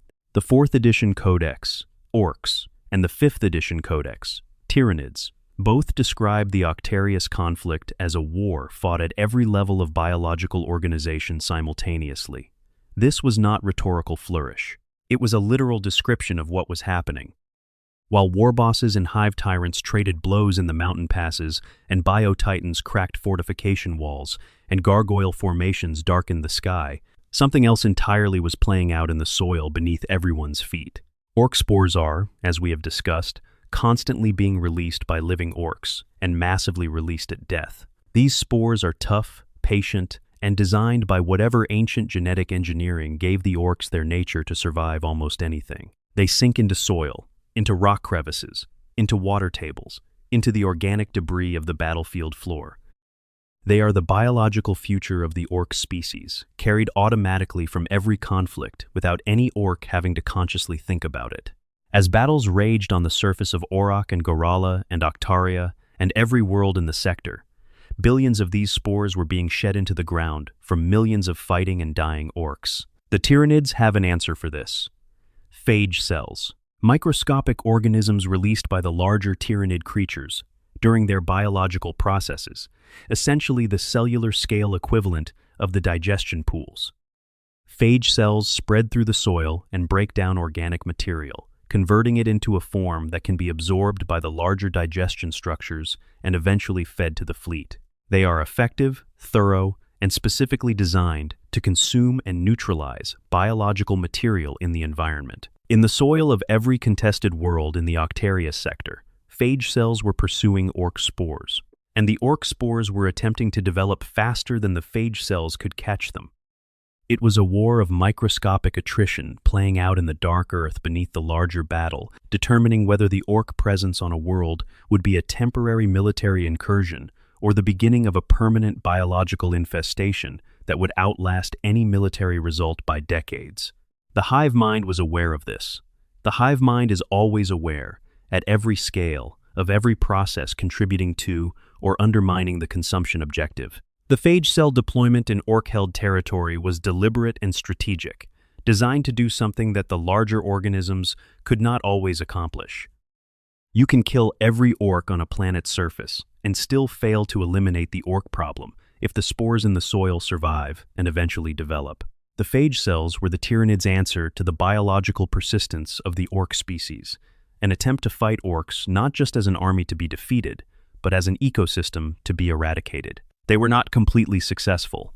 Orc spores are remarkably resistant, and in many cases, the soil conditions on heavily fought-over worlds were too complex and churned, and mixed with too much biological material from too many sources for the phage cells to achieve complete sterilization. The battles on the surface continued to deposit new spores faster than the phage cells could eliminate old ones on many worlds. The biological war beneath the surface was, in many ways, a draw. And draws in biological wars favor the more persistent species, which between orcs and Tyranids is genuinely difficult to determine. This microscopic dimension of the conflict explains something that puzzled Imperial observers, watching from the outside for years. Worlds that the Tyranids appeared to have fully conquered continued to show orc activity months or years later. Small groups of feral orcs emerging from wilderness areas. Growing up from the ground in the ruins of cities, the Tyranids thought they had cleared. The phage cells had not gotten all of the spores. New orcs were growing. The Tyranids would have to come back. The fighting would resume. This dynamic kept the biological pressure on the Tyranids constant, even when the military pressure decreased. They could never fully consume a world and move on with complete confidence, because the biological seeds of the next orc generation were always potentially surviving in the soil, waiting for the phage cell presence to thin enough to allow development. For a species whose entire strategy depends on consuming a world completely and moving on, this persistent contamination was genuinely disruptive. There is another scale of this biological war worth examining, which is what happened when Tyranid organisms consumed orc flesh directly. Not through digestion pools, not through phage cell processing, but through the immediate biological consumption that happens in close combat. Tyranid organisms, especially the smaller creatures like hormagaunts and genostealers, frequently consumed organic material from their kills in the field, a biological imperative built into their design that allowed them to partially sustain themselves between connections to digestion pool networks. When a hormagaunt consumed an orc grot or boy that it had just killed, it was absorbing orcoid biological material at a cellular level. This material entered the Tyranid organism's system and began to interact with it. The interaction was not immediately transformative for the individual organism, obviously, but the data that interaction generated was transmitted through the synapse network to the hive mind, adding to the constantly growing repository of orc genetic information that the Norn queens were working with. Every consumed orc added a tiny piece to the picture. Every generation of Tyranid organisms produced in the Octarius sector incorporated slightly more information about orc biology. The evolution was not happening in individual organisms. It was happening across the genetic library that the hive mind maintained and from which new organisms were designed. This is why the Octarius War's effect on Tyranid capability was cumulative in a way that accelerated rather than plateaued over time. The early years of the war produced small evolutionary adjustments. The middle years produced more significant adaptations. By the later stages, the hive fleet organisms operating in the Octarius sector had incorporated enough orc biological data to produce what scholars would later describe as the most significant single evolutionary step in Leviathan's development since the Exploitative Connacht. Fleet began its journey toward the galaxy. The biotitans that emerged from the Octarius War were not simply existing Tyranid bioforms that had gotten larger from consuming biomass. They were specifically redesigned organisms, incorporating structural elements that trace their origin to orc biological engineering while fitting them into the Tyranid framework. The hooked forelimbs documented on Octarius origin organisms attacking Bloodfall had no analog in pre-war Tyranid organism design. They were something genuinely new, generated by the hive mind's processing of accumulated orc genetic data and expressed in physical form for the first time. When Imperial xenobiologists got hold of these specimens and examined them, the reports that came back were unsettling enough that several of the researchers requested assignment to less alarming projects afterward. The Tyranids were not just getting bigger and tougher from eating orcs, they were incorporating orc design philosophy into their organism architecture. The durability, the straightforward physical robustness, the quality that makes orc biology almost impossible to fully suppress, was appearing in new Tyranid forms.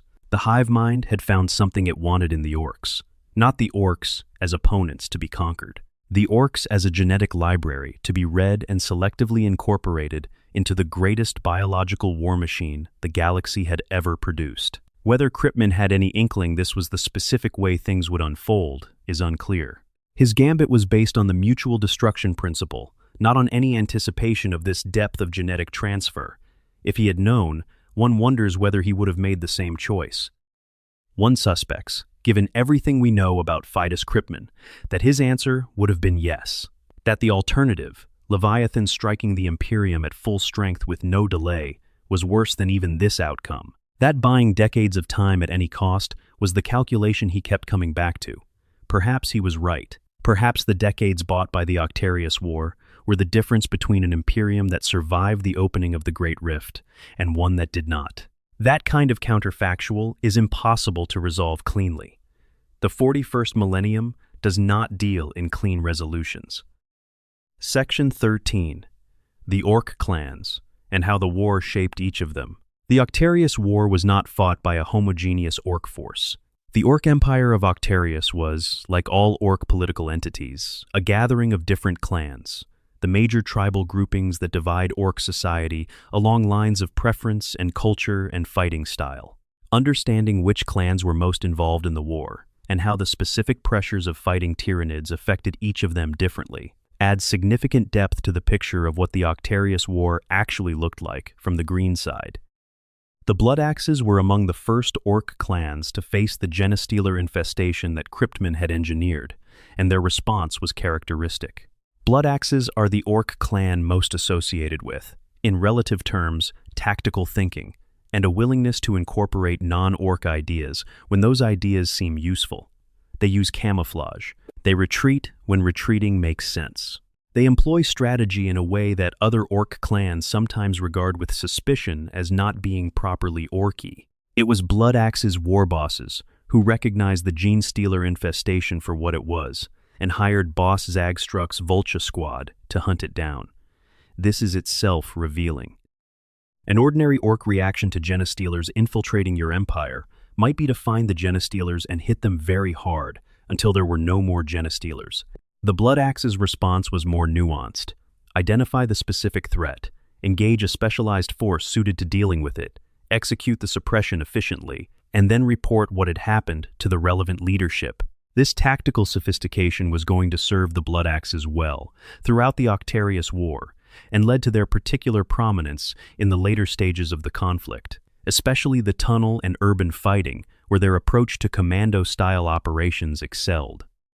The Warzone Octarius campaign books, specifically the second book, Critical Mass, gave the Blood Axes their own codex supplement, which reflects something meaningful about their role in the lore of the war. The Tyranids advancing through cities and industrial complexes, and the interior cave systems of Octarius's mountains, encountered Blood Axe commandos, who operated exactly as Tyranid lictors operated, with patience and precision, and the understanding that sometimes not being seen is more valuable than being the loudest thing in the room.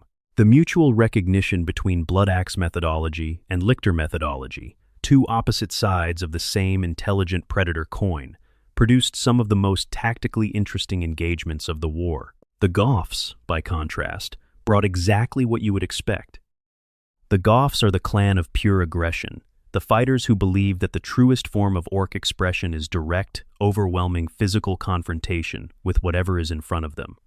No tactics, no waiting, no camouflage, just mass, momentum, and the absolute certainty that if you hit something hard enough and keep hitting it, eventually, it stops being a problem. The Goth contribution to the Octarius War was the vast numbers of boys who formed the backbone of every major engagement, the tide of green bodies that made the mountain passes and city streets into places where pure attrition determined outcomes.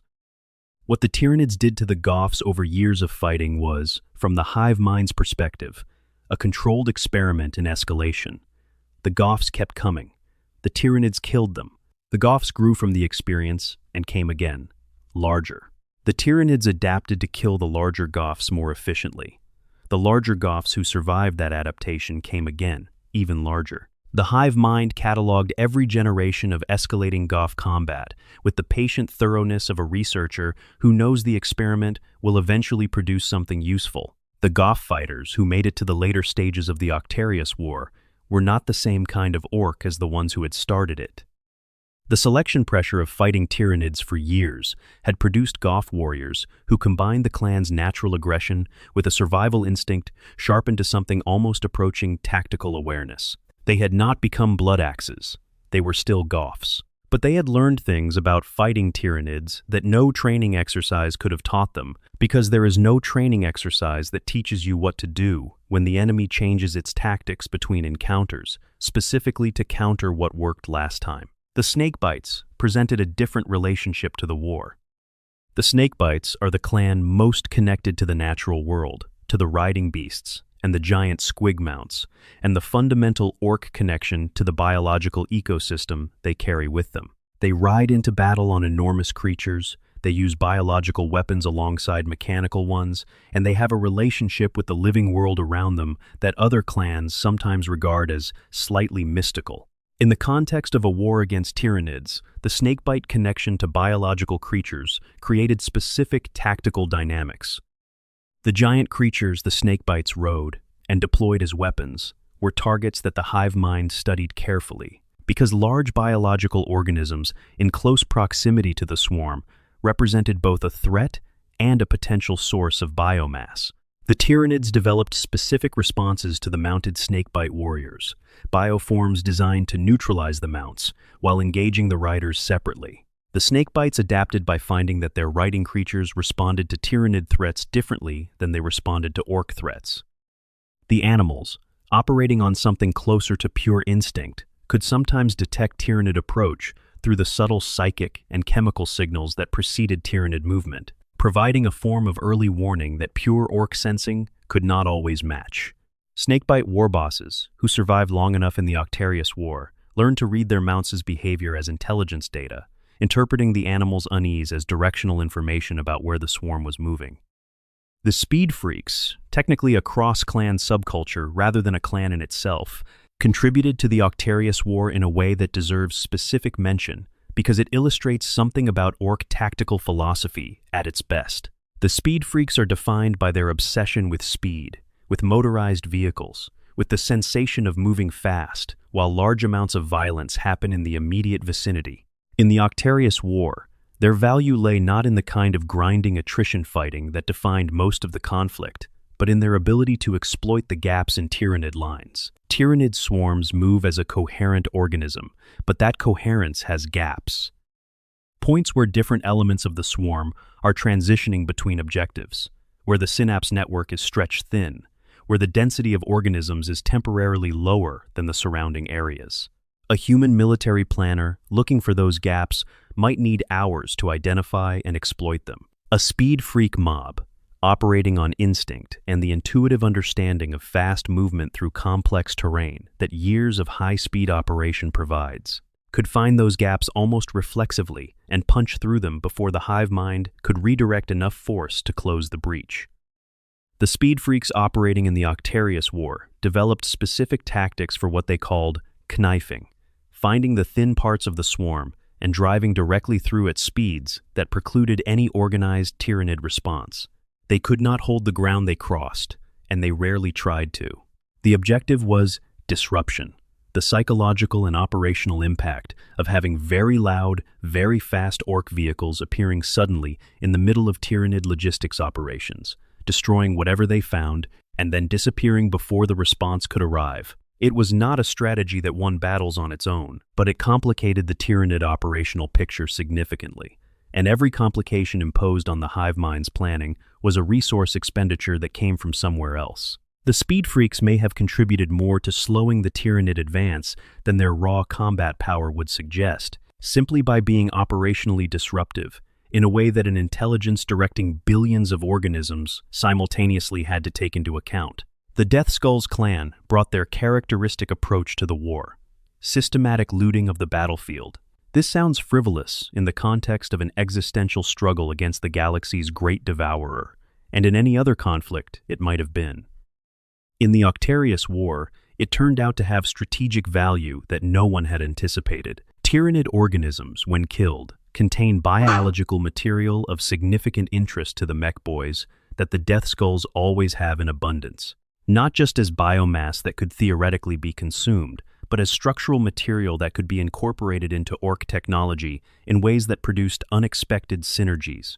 Mech boys who got their hands on Tyranid chitin discovered that it had properties which, when incorporated into certain kinds of orc armor and vehicle plating, provided specific forms of protection against Tyranid bioacid and corrosive secretions. This was not a planned research and development program. It was orc improvisation at its most characteristic. A mech found something interesting, tried bolting it onto something else, and discovered that it worked. The discovery spread through the Death Skulls network and eventually into the wider orc forces. By the later stages of the war, a significant percentage of Ork vehicles operating in the Octarius sector had Tyranid-derived components incorporated into their construction. The hive mind noticed this and adapted.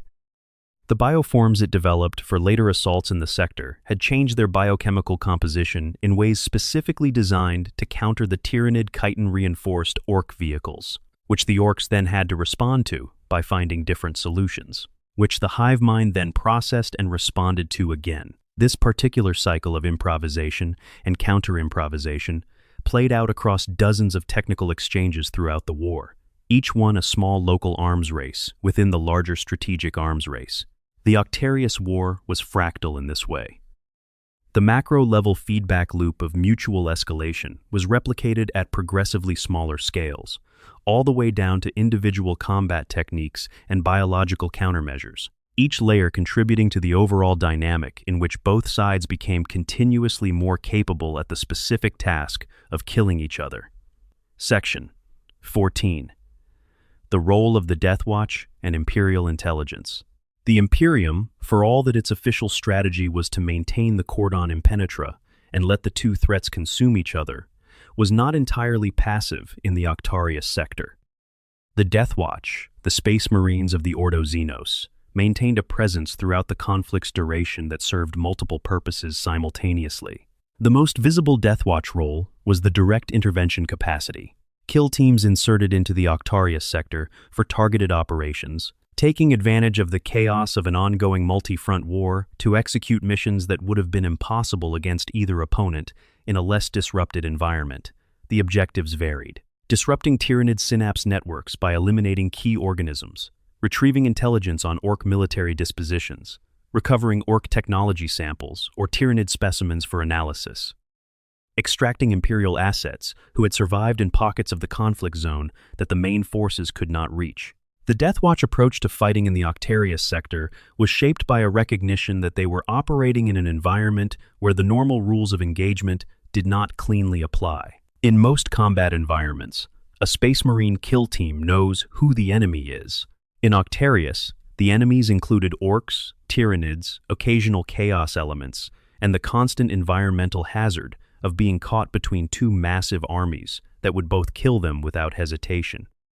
The Death Watch operators who survived multiple deployments into the sector developed what their commanders described as a quality of patience that is unusual in Space Marines, who were typically trained for immediate, decisive action.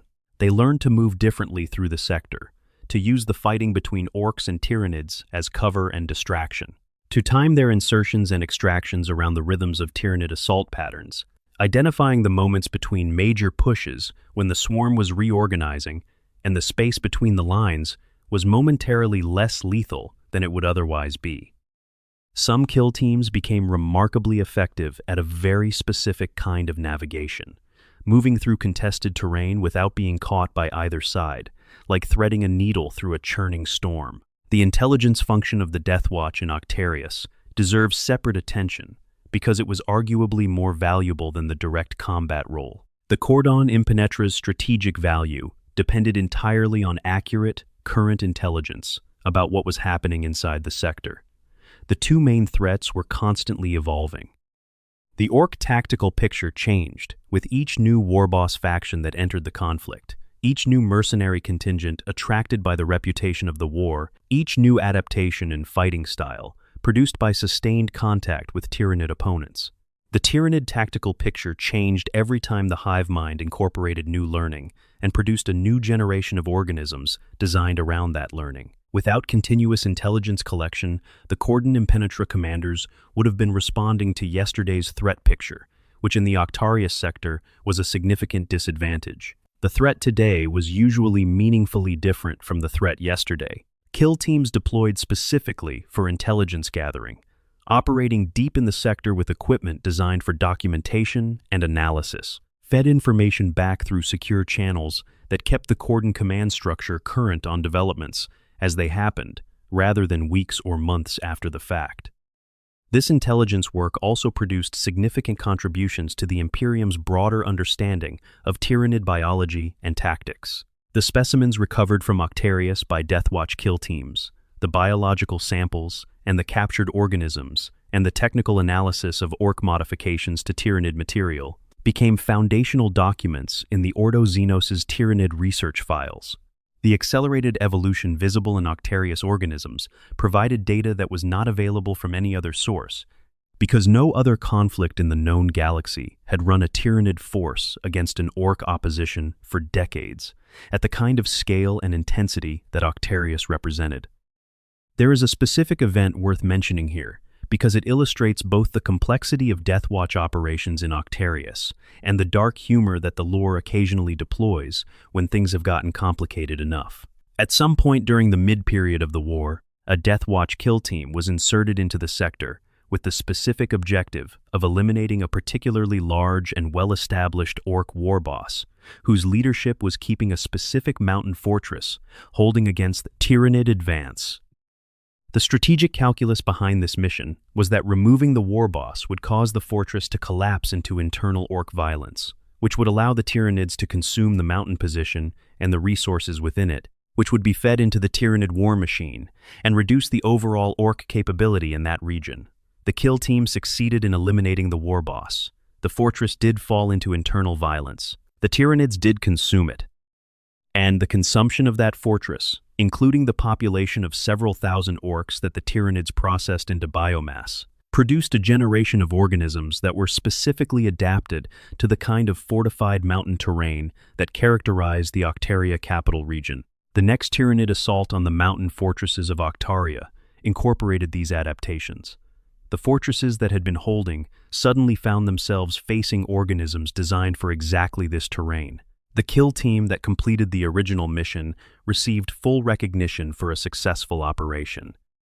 The strategic outcome of that mission was, by any reasonable analysis, negative for the Imperium's long-term interests.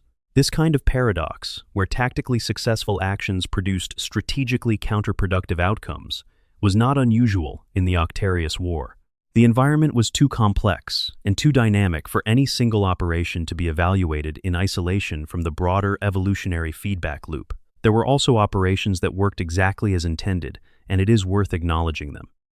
The Deathwatch kill teams that targeted Tyranid synapse creatures, the organisms through which the hive mind's will was transmitted to the swarm, produced measurable disruption in Tyranid coordination at the local level. When a hive tyrant was eliminated, the swarm in its immediate vicinity lost the tight coordination that the synapse network provided. Individual organisms continued to operate on their base programming, which made them dangerous, but also less tactically sophisticated than they were under hive mind direction. This disruption window, the period between a synapse creature's death and the hive mind's redistribution of control through other available nodes, was something the Deathwatch became very skilled at exploiting. Getting in, eliminating the synapse creature, getting out before the swarm reorganized, and then watching as the Imperial or Ork forces in the area used the disruption window to achieve objectives that would have been impossible against fully coordinated Tyranid opposition. It was a high-risk, high-reward tactic that required the specific capabilities of Space Marine kill teams: the speed, the toughness, the training, the ability to operate as small units in extremely hostile environments. The broader Imperial strategic apparatus was also active in ways that the lore touches on without always developing fully. The Administratum was attempting to track the population movements and resource flows through the conflict zone. The Navy was maintaining whatever cordon patrol capacity it could sustain, while also meeting its other obligations across the galaxy. The Mechanicus, represented most visibly by the desperate situation at Sigma Ulstari, was trying to protect its industrial assets from both threats. These different Imperial institutions did not always coordinate effectively, as the post-battle friction between Helbrecht's Black Templars and Sigma Ulstari's Fabricator General illustrates. The Imperium is not a well-oiled machine at the best of times. In a crisis of this scale and complexity, with multiple factions making independent decisions about resource allocation and strategic priorities, the coordination was predictably imperfect. But the Deathwatch stood apart from these interinstitutional complications because their mandate was clear and their loyalty structure was specific. They served the Ordo Xenos.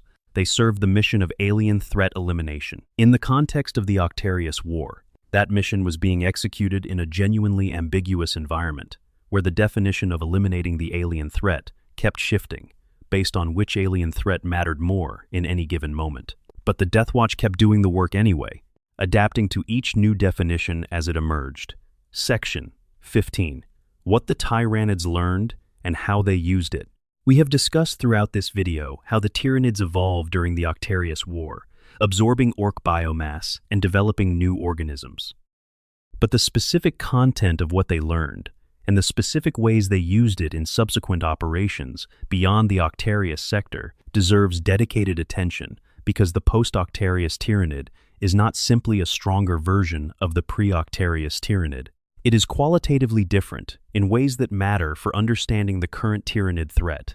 The most immediately obvious adaptation was size. The baseline dimensions for standard Tyranid assault organisms increased substantially over the course of the war, with specimens recovered from Octarius-adjacent theaters showing consistent deviation above pre-war norms. A Carnifex, at the beginning of the Tyrannic Wars, was already a terrifying organism of considerable mass. The Carnifex-class organisms being deployed from the post-Octarius Leviathan tendrils are documented in Imperial records as larger than the pre-war baseline by margins that exceeded the natural size variation within the species. This was not random genetic drift. It was directed engineering by the Norn Queens, incorporating the enhanced musculature and skeletal density they had analyzed in the Ork genetic library into the Carnifex template. The more subtle and in some ways more dangerous adaptation was in resilience to unconventional weapons. The Imperium's armory for fighting Tyranids included, by the time of the Octarius War, a range of biological and chemical weapons developed specifically to exploit vulnerabilities identified in earlier Tyranid invasions. Viruses targeting Tyranid cellular function, chemical agents designed to disrupt Tyranid biochemistry, biotoxins developed by xenobiologists who had studied Tyranid physiology from specimens recovered after earlier engagements. These weapons had been developed at considerable cost and represented a significant investment in understanding what Tyranids were vulnerable to. The Tyranids operating in the Octarius sector encountered, through their contact with Ork improvised weaponry, many of these agents or analogs to them. Orks are not biologists in any formal sense, but Ork pain boys and mech boys have a kind of practical, empirical relationship with biology and chemistry that occasionally produces effective results. The toxins and acid compounds that Ork pain boys developed to use against Tyranid organisms represented practical applications of whatever worked, iteratively refined through trial and error in active combat conditions. The hive mind processed exposure to these agents and generated resistances. Not necessarily complete immunity to all of them, but measurable reduction in effectiveness. When Imperial forces outside the Octarius sector deployed these weapons against Leviathan organisms that had cycled through the Octarius evolutionary process, the expected results were not always achieved. The weapons were less effective than their specifications predicted. Field commanders submitted reports noting that the toxins appeared not to be working, as documented against current Tyranid specimens, requesting updated protocols. The xenobiologists who reviewed those reports understood what had happened. The Tyranids had been exposed to analog agents in Octarius, had developed partial resistances, and those resistances were now appearing in organisms deployed elsewhere. The weapons the Imperium had developed at great cost were becoming less reliable against the very threat they had been designed to address, not because the weapons had degraded, but because the target had evolved away from them. There is a particular Tyranid adaptation emerging from the Octarius War that the lore mentions in passing, but that deserves more examination. The Tyranid phage cell response to Ork spores. Over the course of the war, the phage cells deployed in Ork-occupied territory underwent their own rapid evolution in response to the specific challenges of Ork spore biology.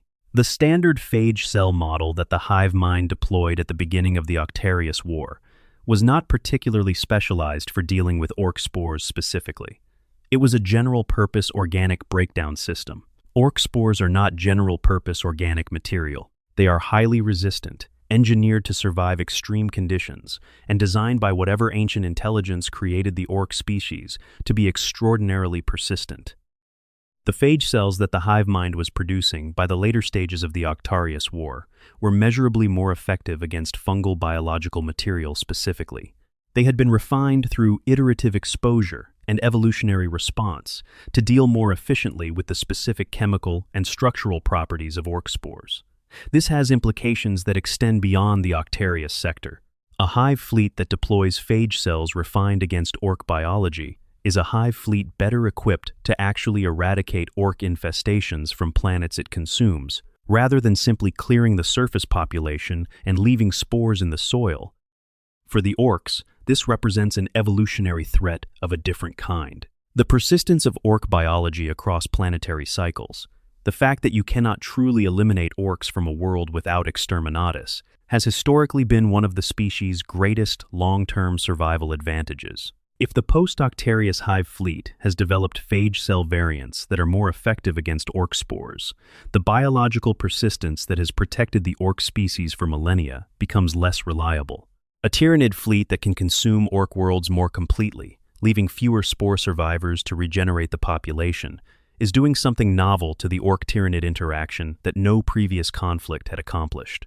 Whether this adaptation is fully realized across the entire hive fleet, or whether it is limited to the specific tendrils that cycled through the Octarius War's evolutionary furnace, is not definitively established in the current lore. But the possibility sits at the edge of the picture, one of the many ways in which the Octarius War may have produced changes whose full implications are still unfolding. The Swarmlord's evolution across its two deployments in the Octarius War is itself worth documenting as an illustration of how the Tyranid learning process works at the highest level. The first Swarmlord deployed in the war had access to all the genetic and tactical memory of every previous Swarmlord instance. It brought that accumulated experience to bear on the Overfiend and was defeated. The hive mind immediately incorporated that defeat into the next iteration.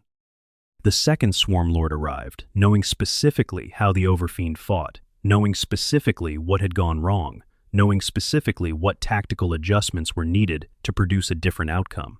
This is the Tyranid learning process at its most literal and most visible. The Swarmlord is, in a sense, the hive mind's way of testing its own highest-level strategic intelligence against the best opponents available. When the test produces failure, the failure is analyzed, and the next test benefits from that analysis. The Overfiend succeeded in killing the first Swarmlord. That success, paradoxically, contributed to his eventual defeat by the second, because the first Swarmlord's death was a perfect case study in exactly what the Overfiend would do next. This dynamic, where heroic victories by the Orks contributed data to the process that eventually killed them, is one of the more melancholy aspects of the Octarius War's narrative. Every time an Orc war boss performed something brilliant, every time the Orc forces found a tactic that worked, every time the Orc side achieved something that the Tyranids had not planned for, the hive mind was watching and learning and incorporating. The Orcs were, in a sense, teaching the hive mind to be better at killing Orcs with every impressive thing they did. Section 16. The War as a Mirror. What each side reveals about the other. There is a philosophical dimension to the Octarius War that gets less attention than the battles and the biology and the strategic consequences, but that is woven through all of it and worth drawing out explicitly. The war between Orcs and Tyranids is, among other things, a mirror. Each side reveals something about the other that is not visible in any other context. And what each side reveals is illuminating not just for the lore, but for what the lore is trying to say about the nature of the universe these factions inhabit. Start with what the Tyranids reveal about the Orcs. Orcs are, to most of the galaxy, an inexhaustible tide. They come in numbers that overwhelm strategic calculation. They reproduce faster than they can be killed. They find the prospect of death exciting rather than deterring. The standard Imperial response to an Orc problem is to make the Orcs' own enthusiasm for fighting a liability, to channel their aggression into situations where it causes them more damage than it causes the defenders. But this works because Orcs can eventually be made to stop, even if the stopping requires massive force. Eventually, if you kill enough Orcs in a place, the remaining Orcs are not numerous enough to sustain the campaign. Against Tyranids, this does not work. You cannot kill enough Tyranids in a place to make the remaining ones incapable of continuing. The hive mind redirects. The consumption process that follows every battle generates replacement organisms. The mathematics of attrition, which work in the favor of the defenders against ordinary orc incursions because orc spore growth is slower than Tyranid replacement generation, are inverted when the Tyranids are consuming biomass efficiently. What the Tyranids revealed about the orcs is that the orc solution to every problem, the application of greater force and greater aggression, has limits. The orcs of Octarius discovered, through painful decades of fighting, that an opponent which adapts specifically to their greatest strengths cannot be overwhelmed in the normal way. The war bosses, who survived long enough, developed a quality that is rare in orc culture, a recognition that the problem in front of them required something beyond the standard solution, and a willingness to at least gesture in the direction of thinking about what that something else might be. This is not to say the orcs became strategists in any comprehensive sense. They remained orcs. They remained beings whose first response to every situation was to approach it aggressively. But the Octarius War produced orcs who had been in enough situations where the aggressive approach failed and an adjusted approach succeeded that they had accumulated a kind of empirical wisdom about the specific opponent they were facing. They knew things about fighting Tyranids that could not be taught in any other way. They had been through the specific experience of finding something that worked and having it not work anymore, of finding something else and having that stop working, of adapting, losing, adapting again. In a very strange way, the orcs of Octarius had, through decades of conflict with the most adaptive species in the galaxy, developed a limited but genuine version of the adaptive capacity that is the Tyranids' greatest strength. They were not as fast or as systematic. They could not process genetic data across a vast network of organisms and generate new forms in weeks, but they could observe, adjust, and try again. At a species level, this is an extraordinary development in orc behavior, and it was produced entirely by the pressure of fighting an opponent that made not adapting equivalent to dying. Now consider what the orcs reveal about the Tyranids. The Tyranid strategy is, at its core, a consuming strategy. The goal is never to win a fight. The goal is to win the resource war. Everything is biomass. Every organism is either a source of biomass to be consumed or a threat to be eliminated so that the biomass it was guarding can be consumed. The hive mind is indifferent to casualties in the ordinary military sense, because casualties are simply a rerouting of biomass through the consumption chain, rather than a direct loss to the system. You cannot deter the hive mind by killing Tyranids. You can only deter it by making a target not worth the cost, which means consuming the target would require more resources than it would yield. The orcs broke this calculation. The orc ecosystem is self-sustaining in a way that means that consuming an orc population does not actually eliminate the long-term orc presence from an environment. The spores survive, new orcs grow. The Tyranids consume a world, move on, and find that the orc problem is still present in the soil. The resource yield of consuming orcs is lower than the resource yield of consuming most other biological populations, because the orc biomass keeps regenerating from the spores that the phage cells cannot completely eliminate. This means that, in pure resource terms, the Octarius sector was a harder operation than the Tyranid strategy is optimized for. The worlds they consumed did not stay consumed in the biological sense, the way other worlds do. The persistent orc spore contamination meant that the full resource extraction the consumption process normally achieves was being achieved less completely on orc worlds than on non-orc worlds. This is what the orcs revealed about the Tyranids, that the hive mind strategy, which is fundamentally optimized for consuming organic civilizations that do not have persistent biological regeneration built into their reproductive cycle, is less efficient against a target that does have that feature. The Imperium of man can be consumed completely if the Tyranids can kill all the humans on a world and sterilize the surface. There are no human spores left behind. But the orc presence on a world is more like a fungal infection than a military occupation. You can clear the surface, and the infection remains in the substrate. The Octarius War forced the hive mind to develop a response to this specific challenge that it had not fully developed before. The phage cell refinement for orc spore biology. The strategy of following up surface consumption with sustained phage cell deployment at depth to address the spore reservoir in the soil and bedrock. These were adaptations to a target type the hive mind had encountered before, but never at this scale, never under conditions where it needed to develop truly comprehensive solutions. In a very real sense, the Octarius War made the Tyranids better at consuming Orc worlds. The species that the hive mind had always found to be problematically persistent in conquered territory was, through the forced development required by the Octarius War's sustained engagement, becoming less persistent. The hive mind was learning how to actually finish the job against Orcs in a way that earlier, smaller contacts had never required. For the Orc species as a whole, this is perhaps the most concerning long-term implication of the Octarius War. The biological persistence that has protected Orcs from true extinction throughout their history across the galaxy is becoming less reliable against Hive Fleet Leviathan specifically, and will become less reliable against all Tyranid forces if this specific adaptation propagates through the wider hive mind network. The Orcs, the most successful species in the galaxy by most measures, may have encountered in the Octarius War the specific opponent that is capable, eventually, of truly eliminating them from a world. And that opponent is now more capable of doing so than it was before the war started. This is the mirror the war holds up to both species. The Orcs revealed to have a limit to the pure aggression strategy that normally resolves everything. The Tyranids revealed to have a gap in the consumption strategy that the right biological opponent can exploit. Both limitations are being addressed. Both adaptations are in progress. The war that was supposed to destroy both sides has, instead, improved both sides in directions that address their respective weaknesses. Section 17. The question of Cryptman's judgment, a final reckoning. Cryptman has been discussed throughout this story as the architect of the Octarius War, the man who set this in motion and who bears responsibility for what followed. It is worth spending time at the end of our journey through this war, doing something the lore itself sometimes hesitates to do fully, which is to actually assess his judgment, not just describe what he did. Assess it. Ask the hard question. Was he right?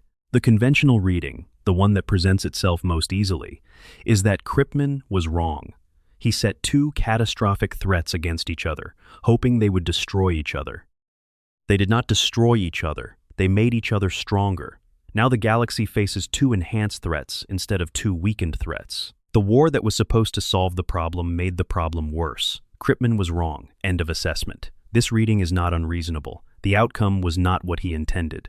The long-term consequences were negative. The people who excommunicated him were responding to something real.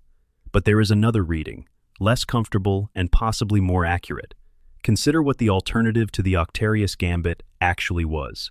Leviathan was approaching the most densely inhabited regions of the galaxy at full strength. The cordon line Cryptman had established by exterminating worlds was buying time, but could not stop the fleet indefinitely. The fleet was vast, larger than anything previously encountered, and it was directed at Terra. The Imperium, in 997 to 999, M41, was already fighting the beginning of what would become the 13th Black Crusade. Abaddon was moving. Chaos forces were active across the northern reaches.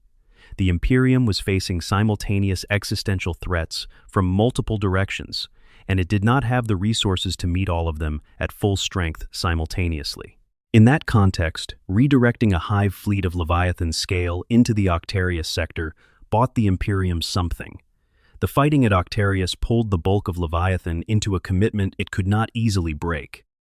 The sectors in Leviathan's original path were spared, at least temporarily, the kind of full-force assault that the fleet had been building toward.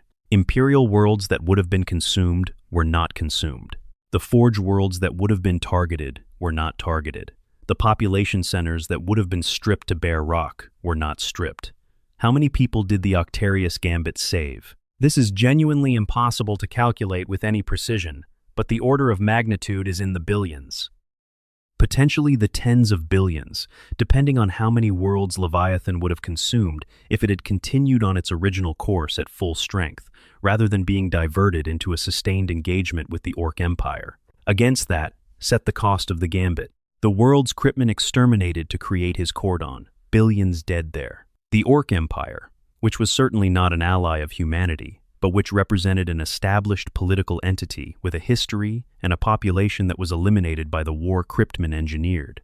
The enhanced Tyranids that emerged from the war, a more dangerous hive fleet than the one that entered it. The enhanced Orks, veterans of a crucible war who have been scattered across Imperial space, the ongoing strategic costs of the cordon impenetra, and the resources tied up in managing the overflow.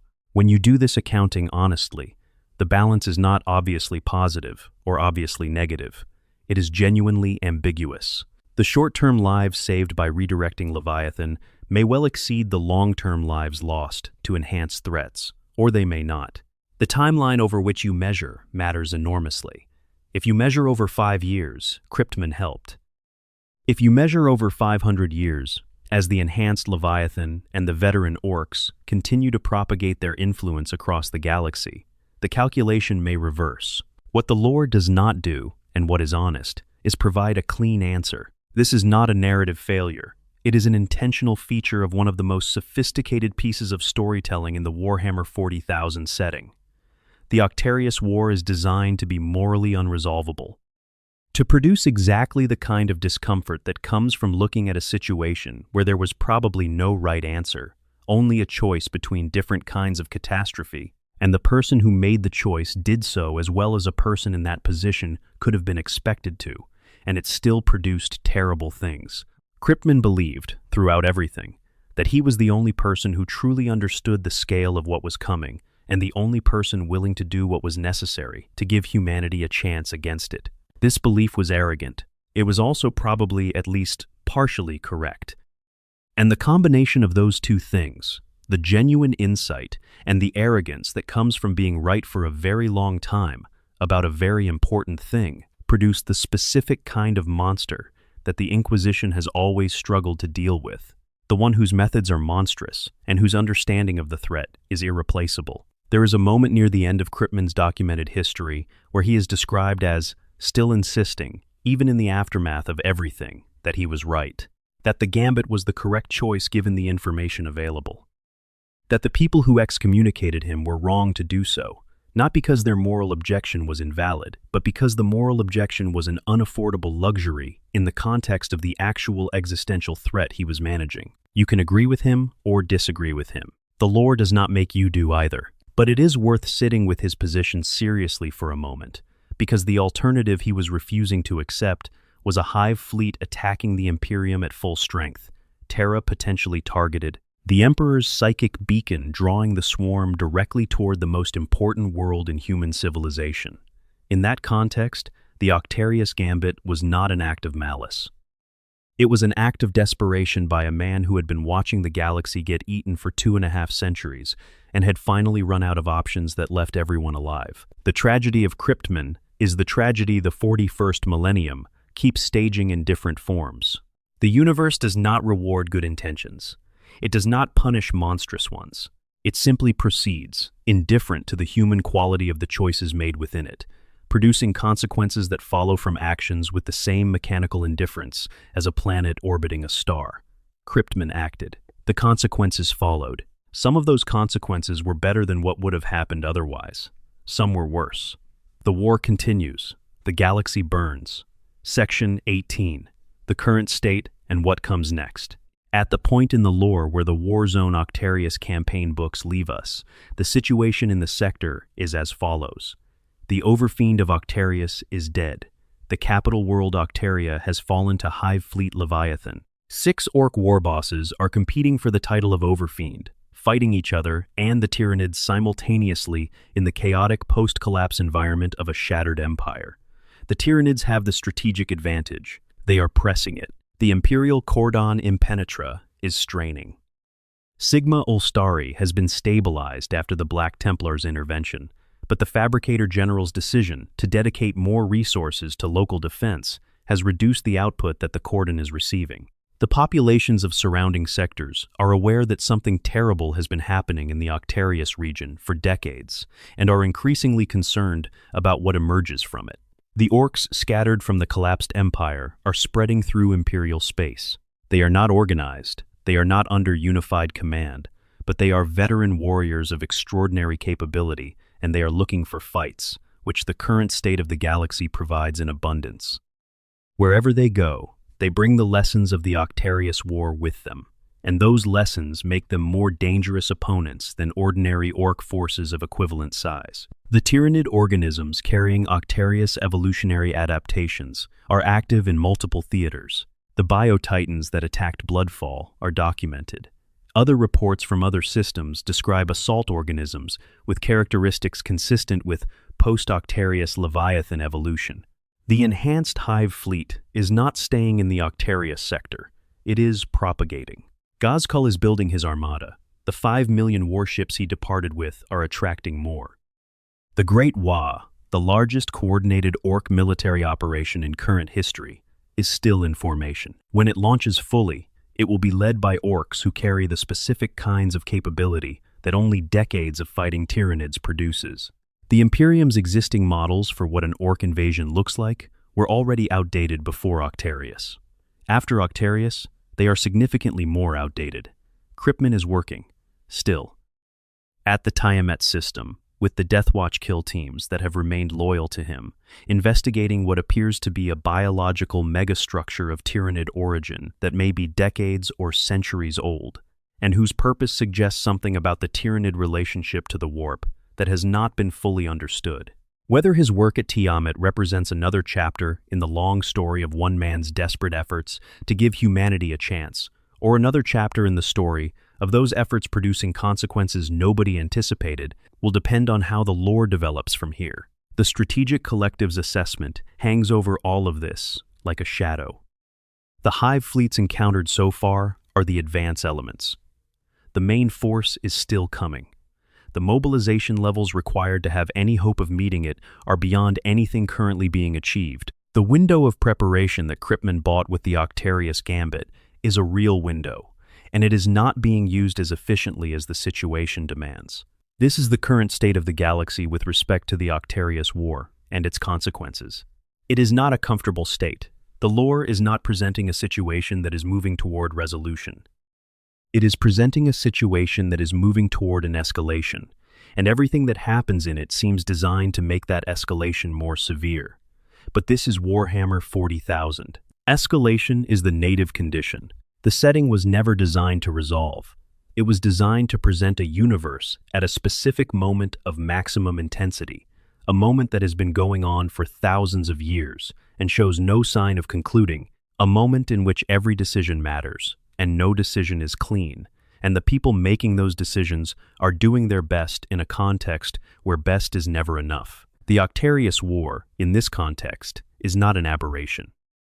It is a perfect expression of what the setting is. Two impossibly dangerous species, set against each other by one desperate man, becoming more dangerous in the process, and then sending their enhanced versions back into a galaxy that was already struggling. It is the 41st millennium in miniature. It is exactly the kind of story this universe tells when it is at its most honest about what it is.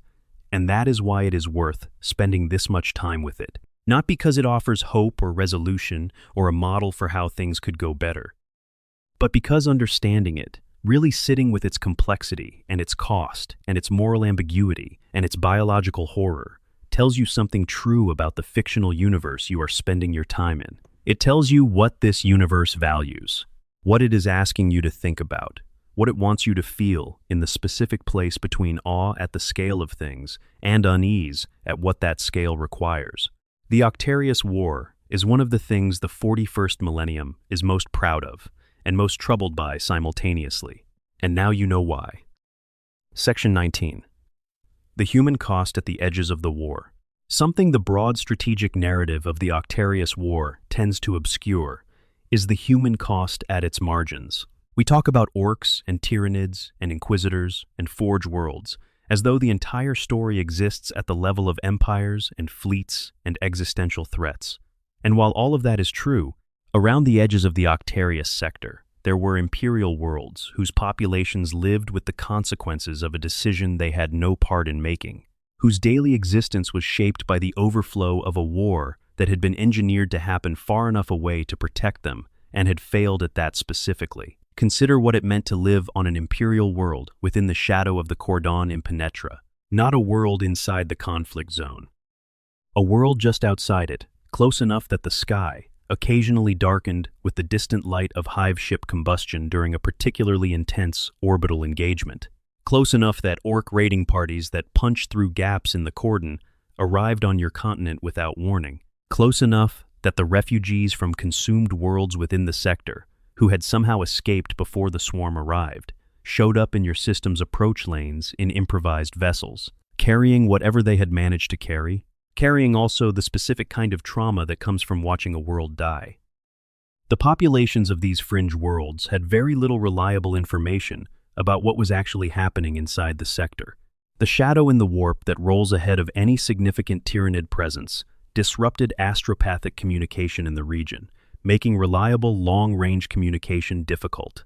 The Administratum's information management about the Octarius situation was, to put it charitably, cautious about detail. The average Imperial citizen on a world near the cordon knew that something very bad was happening nearby, and that the Imperium had decided, for reasons not entirely explained, to let it continue. They did not know why. They did not know how long it would last. They did not know whether the cordon would hold or whether what was inside it would eventually come out in their direction. This uncertainty is its own form of cost, the kind that does not appear in casualty statistics, but that shapes a population's relationship to the future in ways that persist for generations. Communities near the Octarius sector saw their young people join the Imperial Guard and get assigned to cordon duties, and sometimes not come back. They saw the rationing that came when tithe allocations to the Octarius cordon effort reduced what was available locally. They saw the Adeptus Arbites maintaining order with a heavier hand when information about the conflict leaked through and produced social unrest. They saw, if they were close enough and had the right equipment and looked in the right direction at the right time, things in the sky that were not stars and not moving like stars should move. The civilian populations closest to the conflict zone, on worlds that the cordon was meant to protect, but that sat uncomfortably close to its boundary, developed specific cultural adaptations to the proximity of the war. Folk traditions about watching the sky, practices around the maintenance and checking of emergency vaults and bunker entrances that existed everywhere on worlds, with any significant history of Ork raids or Xenos threats, but that became intensified and regularized in the cordon. Fringe communities, a general orientation toward preparedness that, depending on how sympathetically you view it, was either admirable, practical resilience or a sign of a population living in a state of low-level, sustained dread that no political structure had chosen to address. There were also communities that benefited economically from the proximity of the war, supply chains to cordon maintenance forces, civilian contractors supporting the naval bases and ground force positions along the boundary, merchants whose networks included the trade in captured Tyranid specimens, Ork salvage, and the various exotic materials that emerged from a conflict zone of this intensity. The 41st millennium does not have a clean division between those who profit from war and those who suffer from it, because the same economic structures that support military operations also sustain the civilian populations adjacent to them. But the most direct human cost at the edges of the war was the refugees. The worlds of the Octarius Empire that fell to the Tyranids did not always fall completely without any survivors escaping. Some people got out. In the early stages of the war, before the Tyranid presence in the region had fully consolidated and the gaps in the orbital blockade were still significant, ships carrying survivors of consumed worlds sometimes made it through the fleet. They arrived in surrounding systems carrying the specific experience of having been on a world when the Tyranids came, of having watched what the consumption process actually looks like from ground level. Imperial authorities on the receiving worlds were generally not generous with these refugees. The calculus was complicated. Refugees from Tyranid-consumed worlds might carry genostealer infestations, might be psychologically compromised by prolonged exposure to the shadow in the warp, might carry biological contamination of various kinds. The Ordo Xenos had protocols for processing such arrivals, and those protocols were, by the standards of the Inquisition, in the 41st millennium, not gentle. Many refugees who had survived the most terrible thing imaginable arrived at potential safety and found themselves processed through security procedures that could themselves be fatal if the wrong results came back. Those who cleared the protocols became part of the fringe communities around the sector, often clustering together in the way that displaced populations do, maintaining the specific community bonds forged in shared catastrophe. They became repositories of practical knowledge about Tyranid behavior that the Ordo Xenos and the Death Watch found valuable, because no academic analysis of Tyranid tactics substitutes for the testimony of someone who watched Tyranids move through a city. Their accounts fed into the intelligence picture. Their emotional reality was largely their own to carry. The priests of the imperial cult, working in the Cordon fringe communities, faced a specific theological challenge that the broader institutional ecclesiarchy was not always helpful in addressing. How do you explain the Tyranids in terms of the Emperor's divine plan?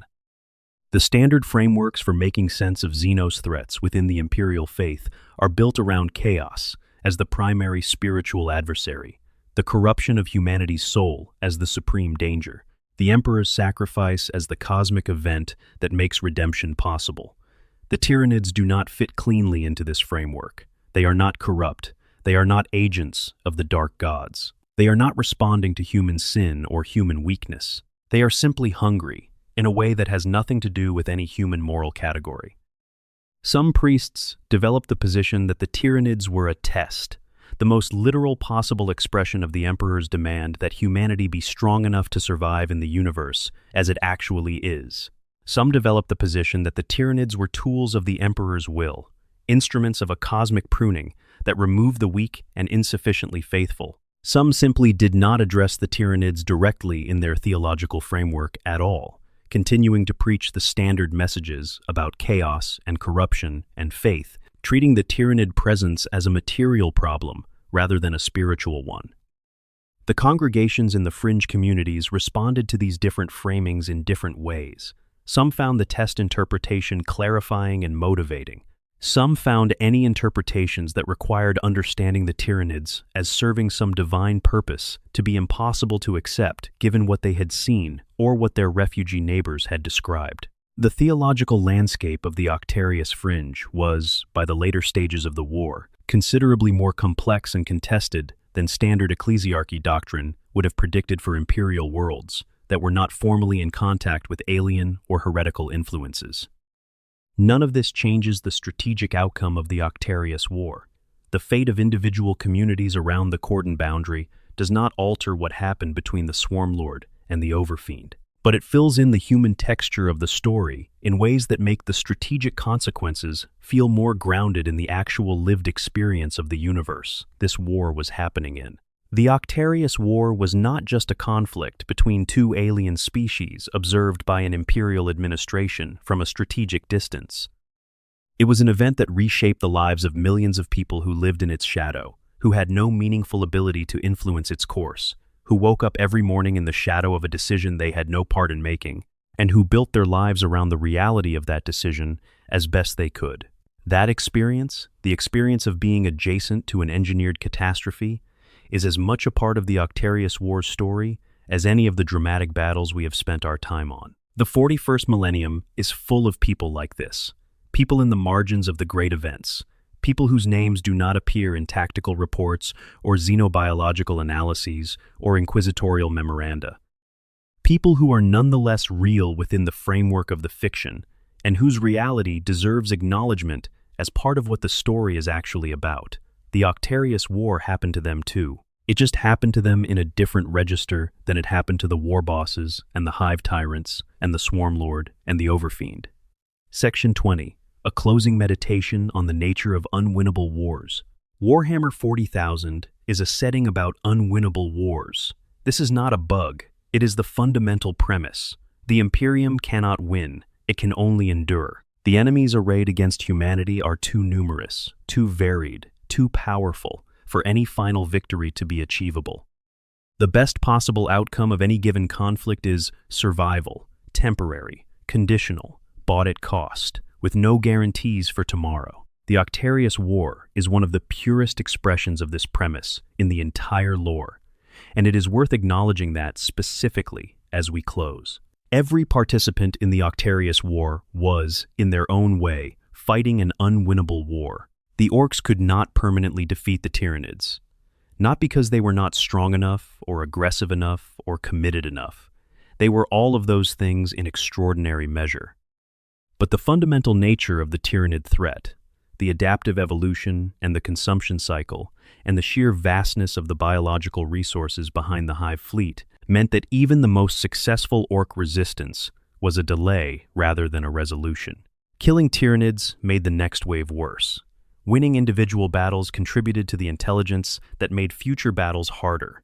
The Ork way of war, which is perfectly optimized for the kind of war that can be won by being the most aggressive and the most persistent, was meeting the only opponent in the galaxy that is more persistent and more adaptive than the Orks themselves. The Tyranids, in a different sense, were also engaged in something that had no clean winning condition. They could consume Octarius. They did. But the Ork spore contamination means they cannot fully eliminate the Ork presence from the worlds they consumed. The biology they were fighting, the fungal persistence of the Ork ecosystem, was specifically designed to survive attempts to eliminate it. Even total Tyranid victory in the Octarius War left behind the seeds of future Ork generations in the soil of every world the fleet had consumed. The consumption was real. It was also incomplete. The war would resume, somewhere, sometime, because that is what the biological reality of the Ork species guarantees. The Imperium could not win at Octarius because the situation it had created was structurally incapable of producing the outcome it had been designed to achieve. The mutual destruction was supposed to happen. It did not happen. Both sides grew stronger. The cordon impenetra was supposed to contain the overflow. It could not fully contain it. The resources committed to the cordon were supposed to buy strategic breathing room. The breathing room was real, but the cost in diverted resources created its own strategic problems. Every attempt to manage the Octarius situation produced consequences that required additional management, which produced additional consequences. And Cryptman himself, who set all of this in motion, and who continued to fight his own war against the Tyranid threat, through every iteration and every consequence and every failure, was, in the most fundamental sense, fighting a war he had decided he had to fight, while understanding that it could not be finally won. He did not believe he could eliminate the Tyranid threat. He believed he could buy time. Time is not victory. Time is just time. It is what you do with the time that determines whether buying it was worth the cost. And the thing you do with the time has to happen before the time runs out. Whether the Imperium is using the time well is, honestly, not something the current state of the lore supports great optimism about. The galaxy is burning in a dozen places simultaneously. The Indomitus Crusade is fighting to stabilize a situation that keeps destabilizing. The Great Rift continues to bleed warp energy into real space. The threats that the Octarius War produced or enhanced are active. The time that Cryptman bought is being spent, moment by moment, and the spending is not obviously producing the defenses that would make it count for something. But the time exists. That is real. Worlds that would have been consumed are still standing. People who would have died are still alive. The possibility of doing something with the time remains open. Whether that possibility is seized or squandered is a story still being written. This is the thought the Octarius War leaves you with if you sit with it long enough. Not despair, though despair is available. Not hope, though hope is also available. Something more like the specific quality of attention that comes from knowing something matters without knowing how it will resolve.